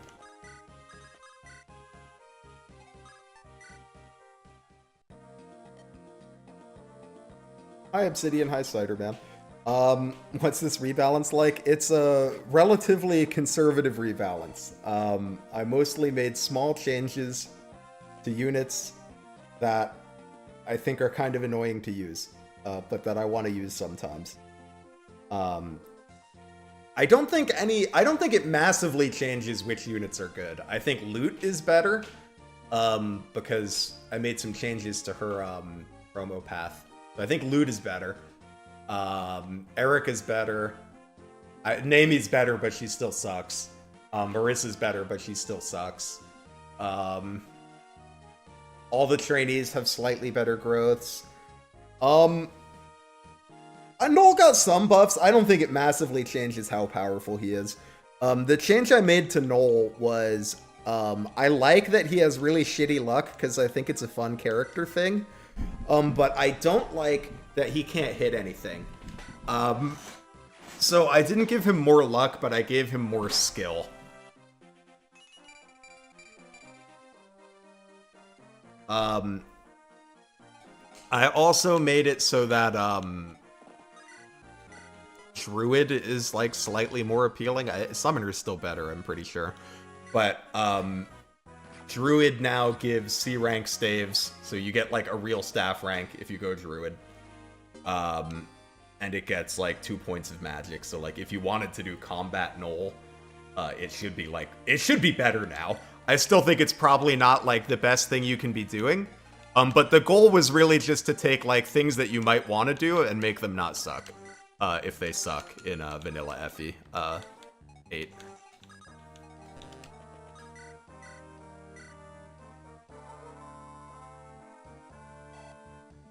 No Natasha change?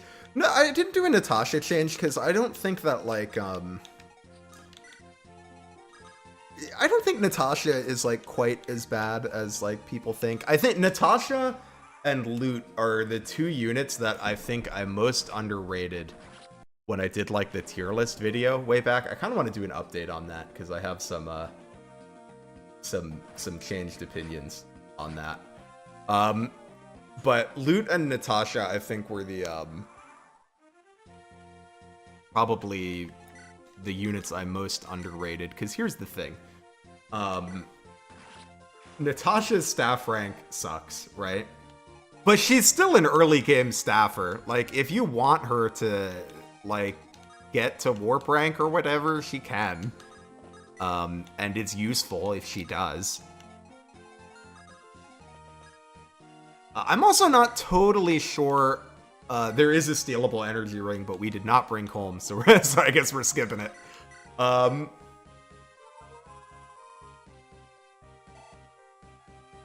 I don't know, like, what you would change about Natasha that wouldn't just make her, like, Molder 2, right? Like, you could give her more staff rank.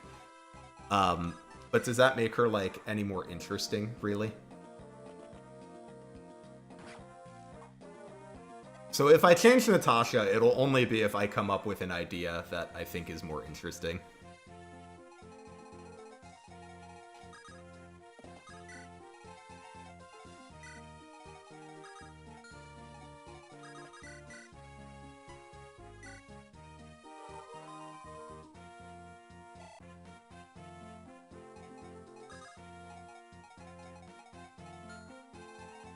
She could maybe be another unit where I, like, bump up her base level and her stats a bit so that she can get to promo faster. Because, like, her promo is real. You can put her on a horse, right?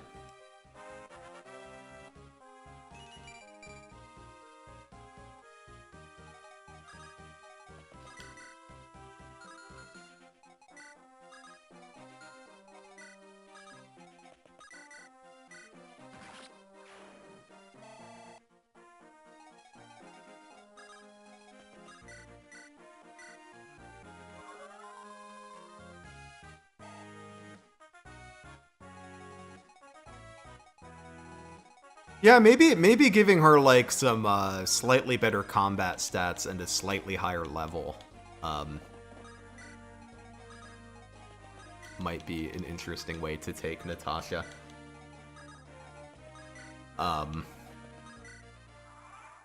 It's just tough. Like, I think you'd have to make her level like pretty high for her to be like someone you really want to use for combat, right? Just because staff leveling tends to be a bit slower.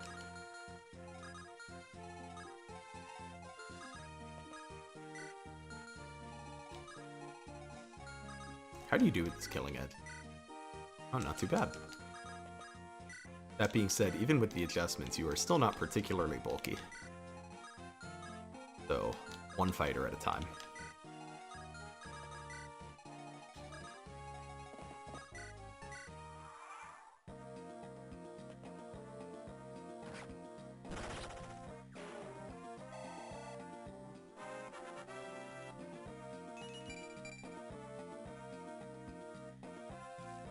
So the interesting thing with giving her more magic is, I think if you just give her more magic, like magic is really good for staffing too, right? Like, if Natasha, like, easily hit 20 magic or something, I would be like, ooh, like, potential warper, right? Because then it's like, because then you get, like, the big warp in the final map.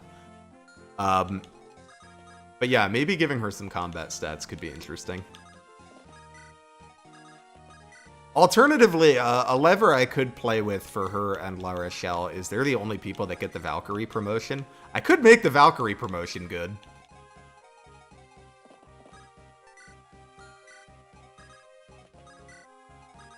That was something I did with Nami. She's the only one that gets to go sniper, so I just made the sniper promo really good.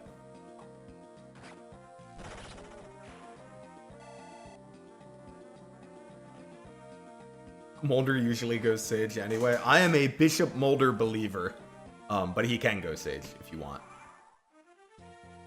I think if you're playing slower, it really doesn't matter that much. Because the reason I like Bishop Mulder is mostly that you get, like, some staff rank on promotion. But, like, I don't know, if you're, like, playing kind of slow to where you don't care about that, then, like, I guess Sage is fine, too, for Mulder. People do talk about Excalibur Sage Mulder. I think it's very funny.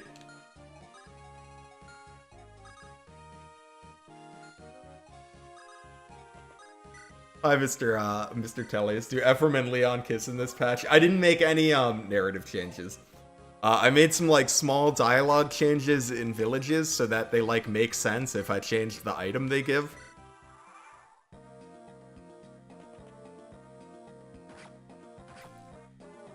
But I didn't make any, like, story changes.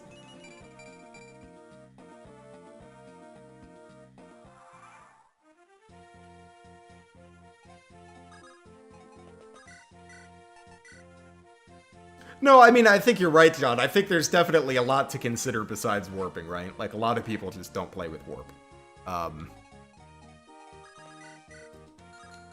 It's just, I'd have to think about how to make... Like, making Natasha interesting as a combat unit, I think, is actually kind of tricky, just because, like, she levels slow. Like, it would probably be a minute before you could promote her, I think. Like, what level is she right now? She comes at, what, 2 or 3? Oh, she comes at 1? Oof.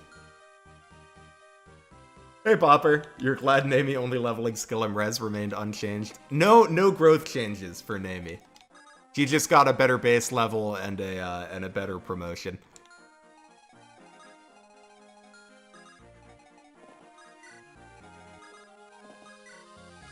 Although the better promotion might be a trick, because, like, I think Ranger is probably still better, but the promo gains from Sniper will maybe trick people into going Sniper.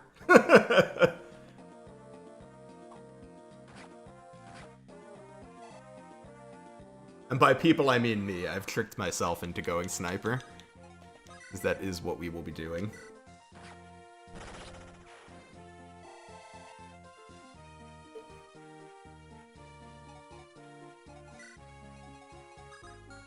Then you played Beyond the River a second time. Thracia will really smite the warp hit out of out of people. Everybody thinks they hate warp till they play Thracia.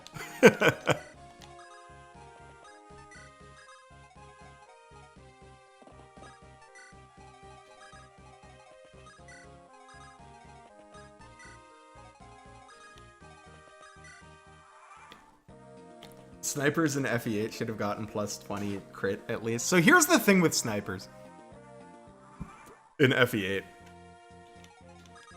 I do not think that, like, you can solve, like, perceived sniper problems with stats.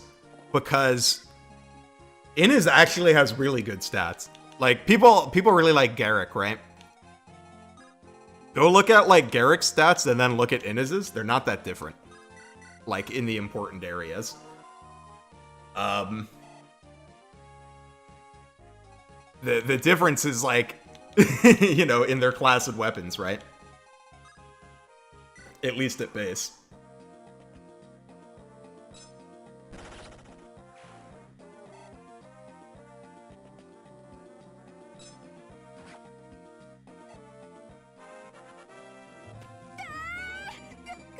Alright, scared lizard, you got it.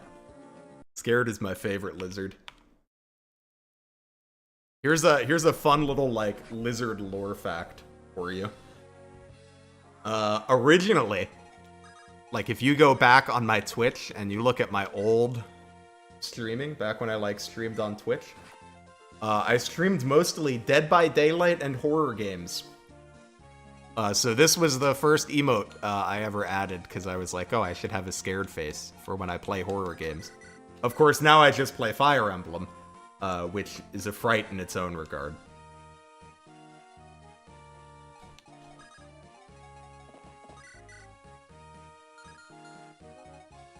Man, I hate Franz.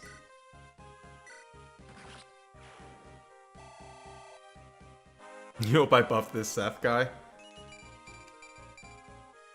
Seth is doing just fine, I think.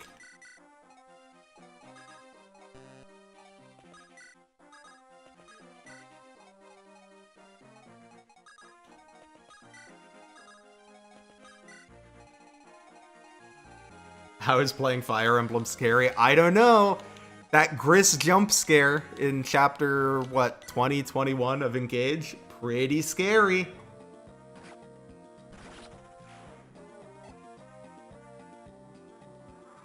Those spiders in chapter 6?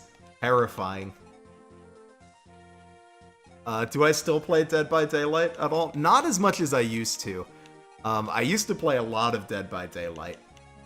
I have mostly retired now, but I'll still occasionally load it up, especially if they add a character from a horror movie I like.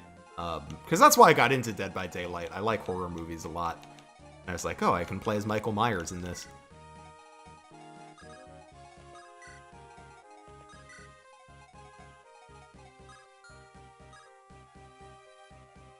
Franz the little twerp has gotten away with so much from the Cav equals good zeitgeist.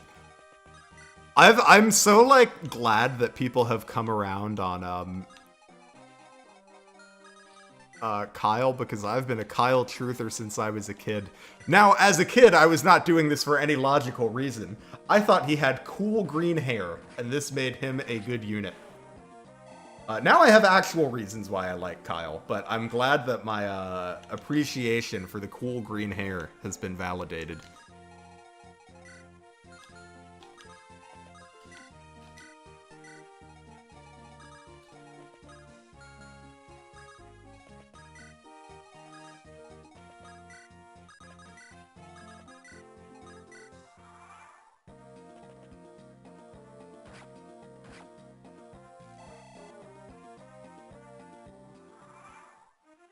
Lizard has cool green hair in real life. I wish I was cool enough to have green hair.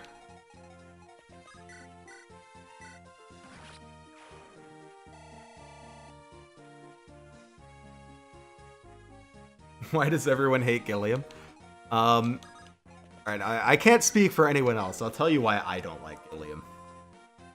So, I actually don't think it's like from like a design perspective or whatever. I don't think it's like a problem for Gilliam to be like slow as shit movement wise, because like I don't know, people like using knights, right? So like I feel like there's people like using a big slow heavy unit. I think there's like fun storytelling there. They could be fun units to use.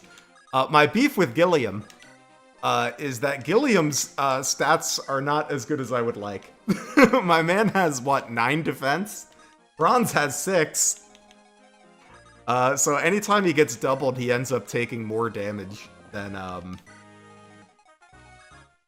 other units, which is a little disappointing to me.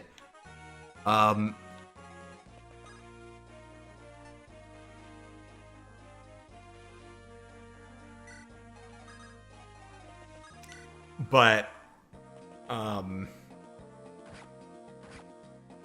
that's why in this, the only adjustment I made for Gilliam is I just gave him more defense at the beginning. He just has a higher base defense because I just want him to actually be tanky.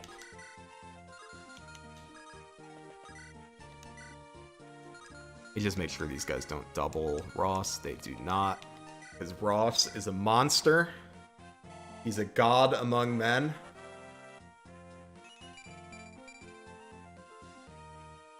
Your eyes have been open to his atrocious base defense. His base defense would be like okay if he had like a decent speed stat, right? Like if he didn't get doubled, it would be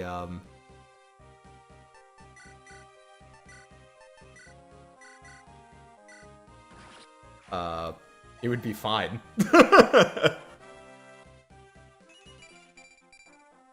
Ooh, strength level up for Nami. That's rare.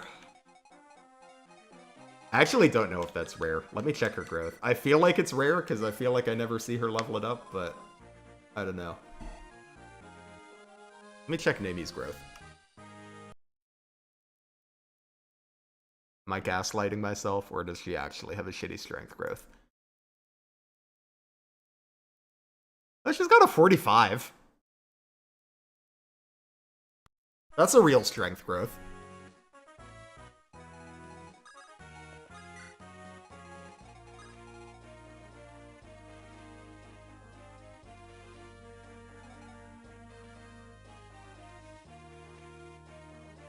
You never saw it because she never levels up. I've taken her into promo before, but not too often. I've drafted this game approximately 8 million times. And Nami has frequently been like a final pick. Like just, you know, a leftover. You get her in the second to last or last round. And whenever I do, I try to promote her.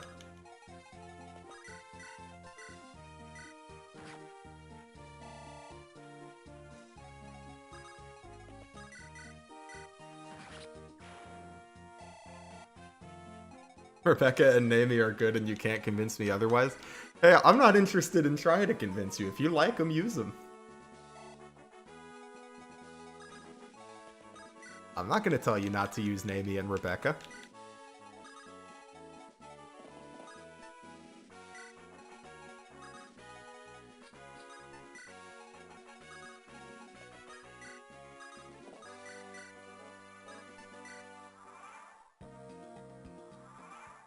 Will, on the other hand, is like, okay. I will say, though, we have to be consistent. If Rebecca and Nami are good, then Will is fine.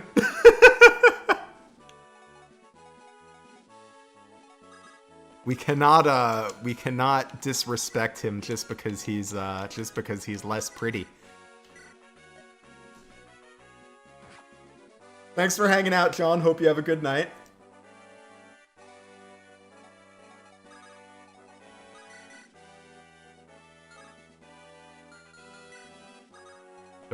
I'm gonna farm Ross to... Do I want to farm Ross to 10 here? I kind of want him to promote. Maybe I will. Because I do want him to promote.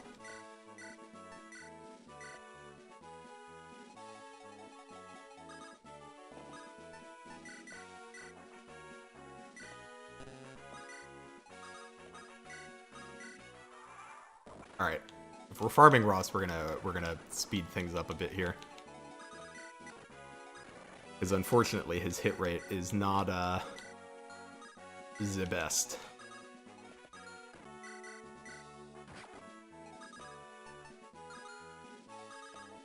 Oh, for a second I thought Mulder couldn't rescue Nami, and I was like, what?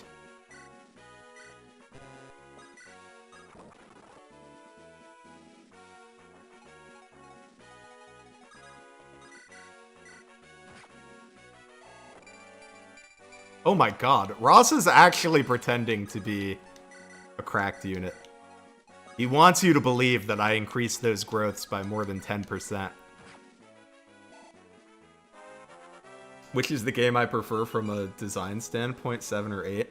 8 is my favorite video game of all time. I adore Fire Emblem 8. However, I think I like 7 more than most people. I think 7's pretty fun.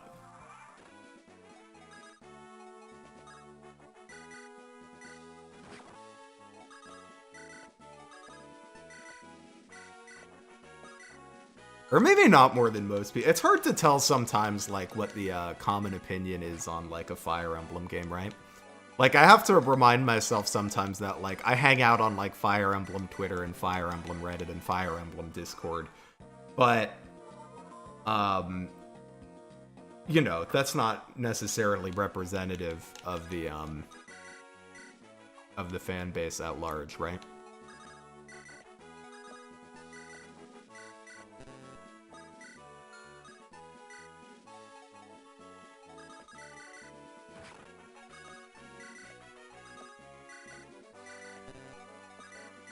Ooh, we can try to feed Nami the boss kill, then she can use that Orion's Bolt.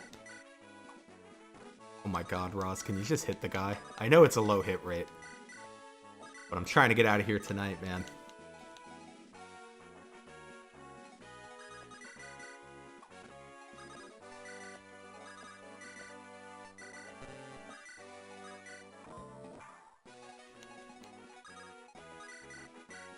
By the way, this is why solitary single boss objectives suck.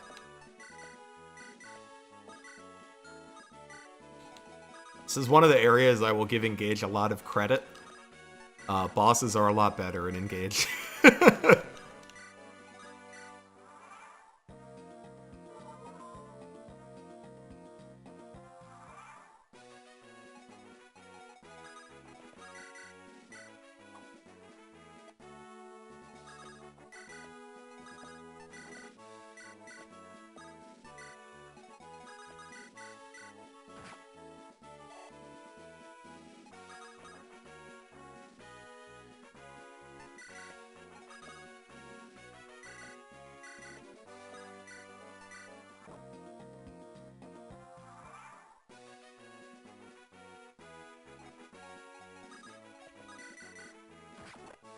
Alright, cool. We're done with Ross.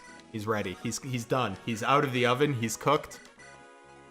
Next, we're letting him cool off, and next chapter we get to eat.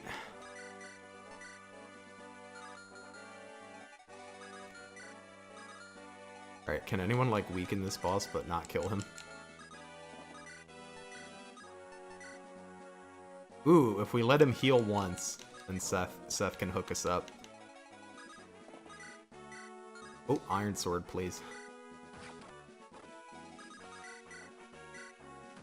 Way to go, Nami. She's ready. Oh, but I think Joshua has the Orion's Bolt, so we'll have to do it in preps. In a draft race with Ephraim route? Okay, so I don't really know. I've never done a draft race. And I very rarely play Ephraim route. I think whether Garcia would be a good pick would depend on when you got him. Is he a good pick in the first round? Probably not, but if you get him like 3rd or 4th, I don't know.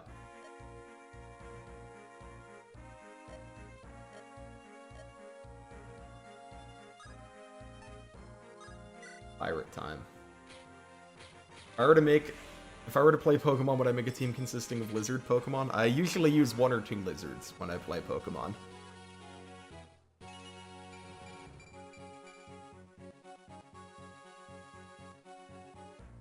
Got him in the 6th round with 2 teams. Ooh, with 2 teams. I don't know. I have to think about it. Off the top of my head, that sounds pretty alright. But I'm having trouble, like, conceptualizing in my head. But that sounds okay off the top of my head.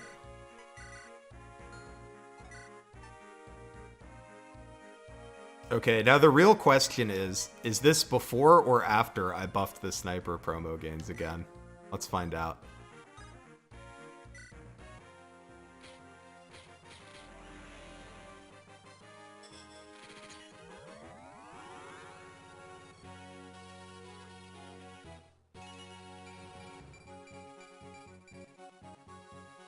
Oh, this is before I buffed it. This is actually going to be 1 more strength and 1 more speed.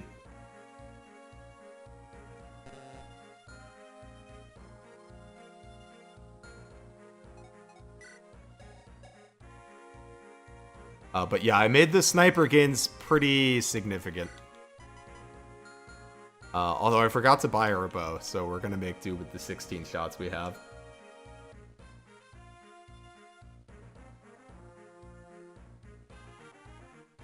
Yeah, I mean, I think in a draft race context, Garcia is kind of nice, even if you don't promote him, right? Just because you need, you need units that do stuff in the early game. In the late game, you can kind of get away with, like, oh, I'm just gonna, like, let Garrett kill everything. But, in the early game, it is pretty nice to have, units that can do things.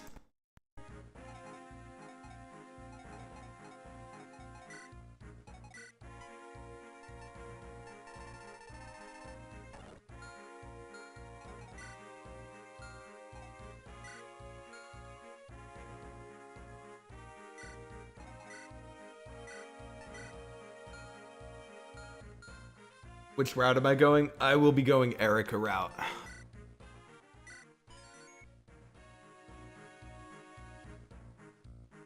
Pretty much anytime you see me playing Sacred Stones, it is a safe bet that I'm probably going Erica route.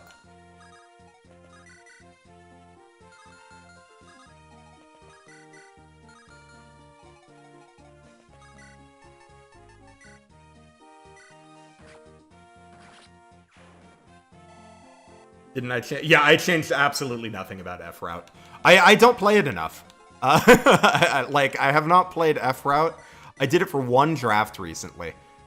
And other than that, I haven't played it in a really long time.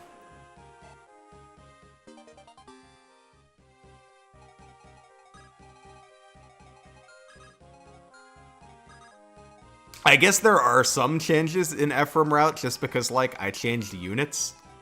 And, like, units that changed in both routes, obviously. Like, the Marissa changes are, you know, in both.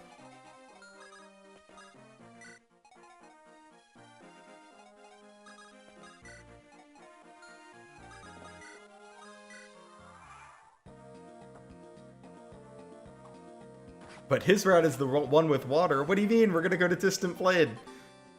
The reason I don't really play Ephraim route is mostly just... I just like Erica route better. I prefer most of the Erica mode maps. I like the story better. And I don't really do this on stream because, like, you know, you guys don't necessarily need to read the Sacred Stone story for the 8 millionth time.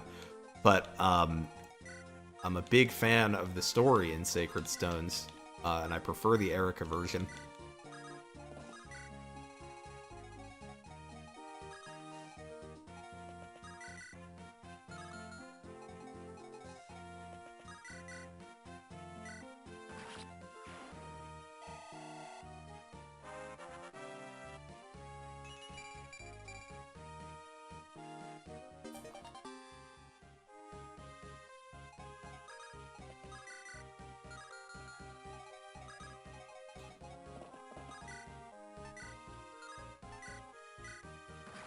Bonk.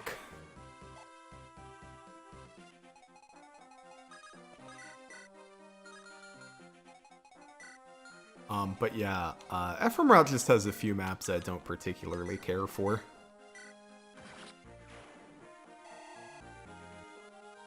People like to say vanilla FE8 maps are weak, but Merc's heroes are no joke. Yeah, there's some real enemies in FE8. Most enemies, I would say most enemies in FE8 are chumps. But there's a few real enemies. I just realized I forgot to bring Colm again. Damn. Rip treasure, I guess. I wonder if I can fix the AI of the thief in this map. I didn't really think about that until right now. Probably can.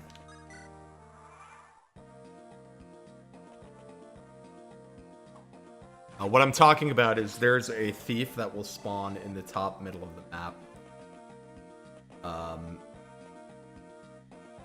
And I assume this was by mistake, but I guess I don't know that it was a mistake. There's a thief on the map whose AI is set to aggressive, so he doesn't open the chests. He just comes and tries to kill you.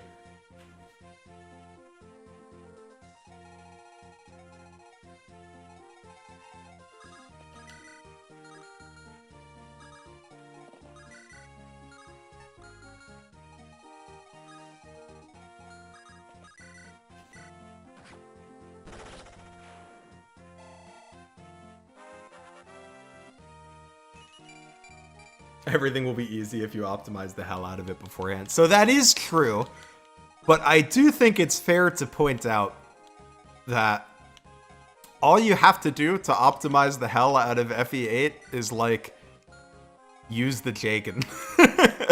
They do give you the broken unit immediately, which I do think has to factor in a little bit. Yeah, let's give him the door key. We'll have him go open that door. Could I change the thief? I don't see why I couldn't. I should be able to. I just didn't really think about it until right now. Because when I was doing my playtest previously, I did not forget to bring Colm, so it wasn't a problem.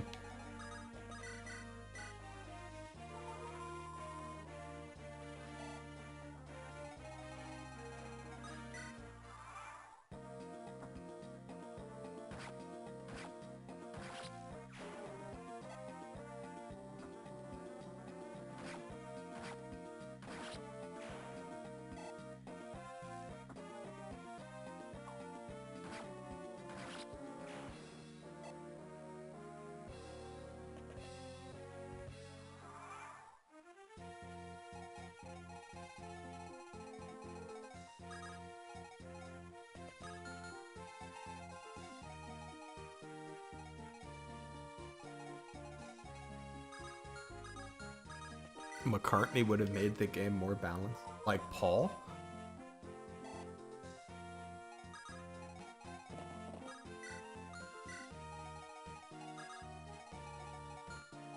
What do you guys do?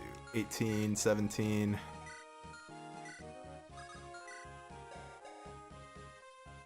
18, 17, so it'd be 10, 11... minus 1 for weapon triangle. So Ross should be able to take him.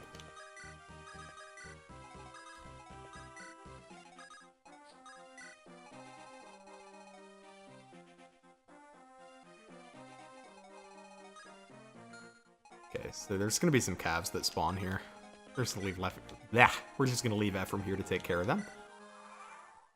We're pretty much going to have Erica's squad go beat the map, and Island Ephraim's squad will be on a journey of self-improvement here.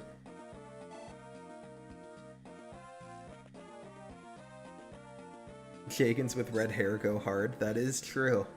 Meanwhile, lords with red hair. I mean, Alir's like alright. Does Alir count as like half a lord with red hair?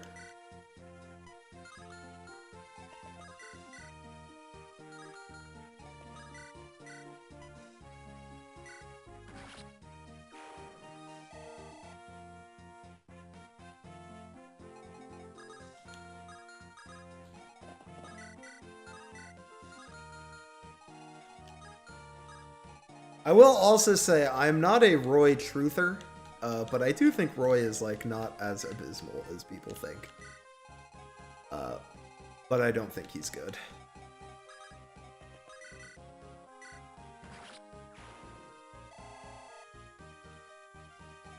But why doesn't a Lear count as half a Red Lord? I feel like a Lear should get half credit.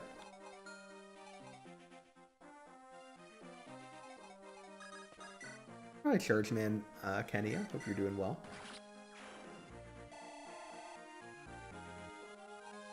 Let me think, who are the other red-haired lords? Am I forgetting any? Yeah, Celica's solid. Nothing wrong with Celica.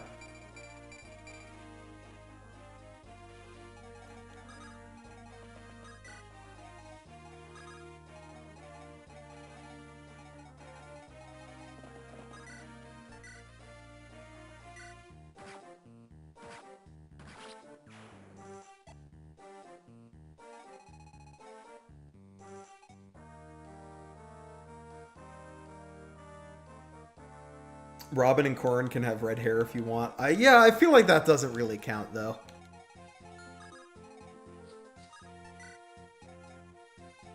Anna should get all of my credits. Anna wishes. I guess, you know what? Anna's kind of a lord in Heroes. Does Anna in Heroes count as a lord?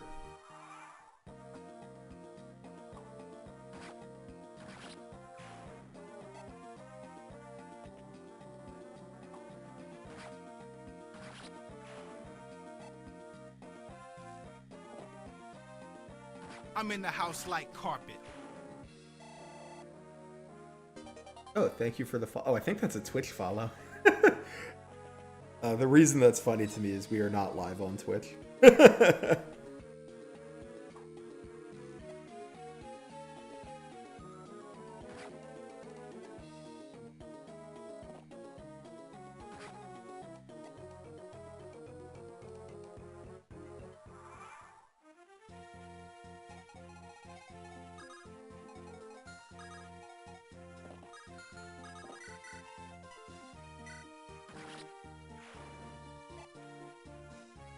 Anna in Heroes is your Jagan. I guess that's like kind of true, right? She is like the most experienced one at the beginning of Heroes. I don't remember. It's been a pretty long time since I've played any Heroes.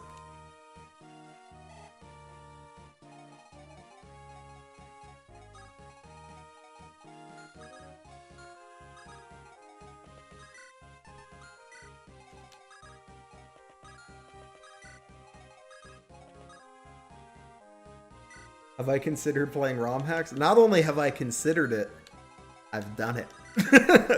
Yeah, ROM hacks are cool. I haven't played a ton on the channel, mostly because usually how I decide what I'm going to stream is I put a vote up.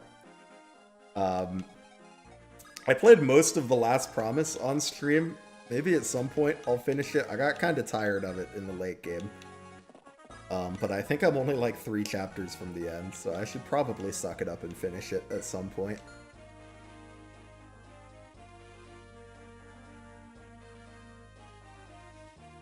Thank you for the kind words, Petrus. I appreciate it.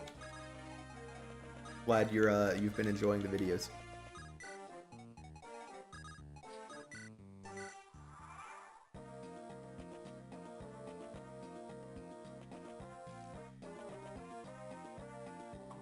But my favorite, I don't know if this counts as like a ROM hack or a mod. I've noticed that like for GBA games we tend to call them ROM hacks, and for like Fate stuff they tend to be called mods. I don't know if there's like a reason for that, like if there's actually a difference in how it's done. But if we consider them in the same umbrella, my favorite ROM hack is Fate's Shadow Dragon, which is amazing.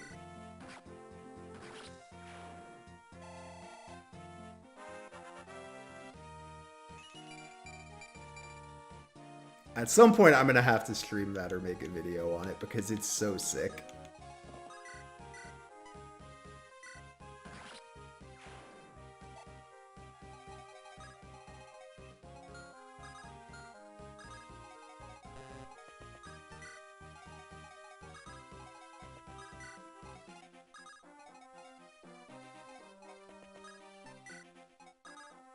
Speedy Ross is working.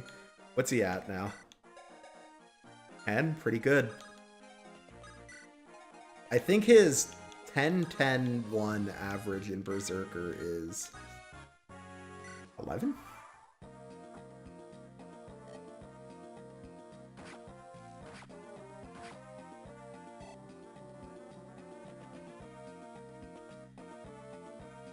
Okay. Oh, no. Whoops. I forgot to move my bottom left units. So sad. Okay, well, I was gonna stop for the night after this chapter, but I guess we'll stop for the night now. I'll probably stream this again. I mean, I wasn't sure if I was gonna stream this again. I was just gonna do this tonight because we weren't doing FE4 tonight. But I mean, it seems like people are interested in it, so we'll probably do more of this. Maybe I'll schedule another one for later this week. But the schedule for this week, Friday, we're going to be playing Unicorn Overlord. I'm not sure exactly what time that stream is going to start. Maybe like 11 a.m. EST. I might play it again Saturday because I really want to play that game. Also, Saturday is going to be the return of the Baldur's Gate collabs. Finally, everyone's back in their homes and done with their traveling, so we're going to get back to playing that on Saturday. And then Sunday, there will be a new video, as always. So thanks, everyone, for hanging out. If you want to chat more, you could join the Discord. It's in the video description. Otherwise, thanks for hanging out, and hope to catch you in another stream. Have a great week.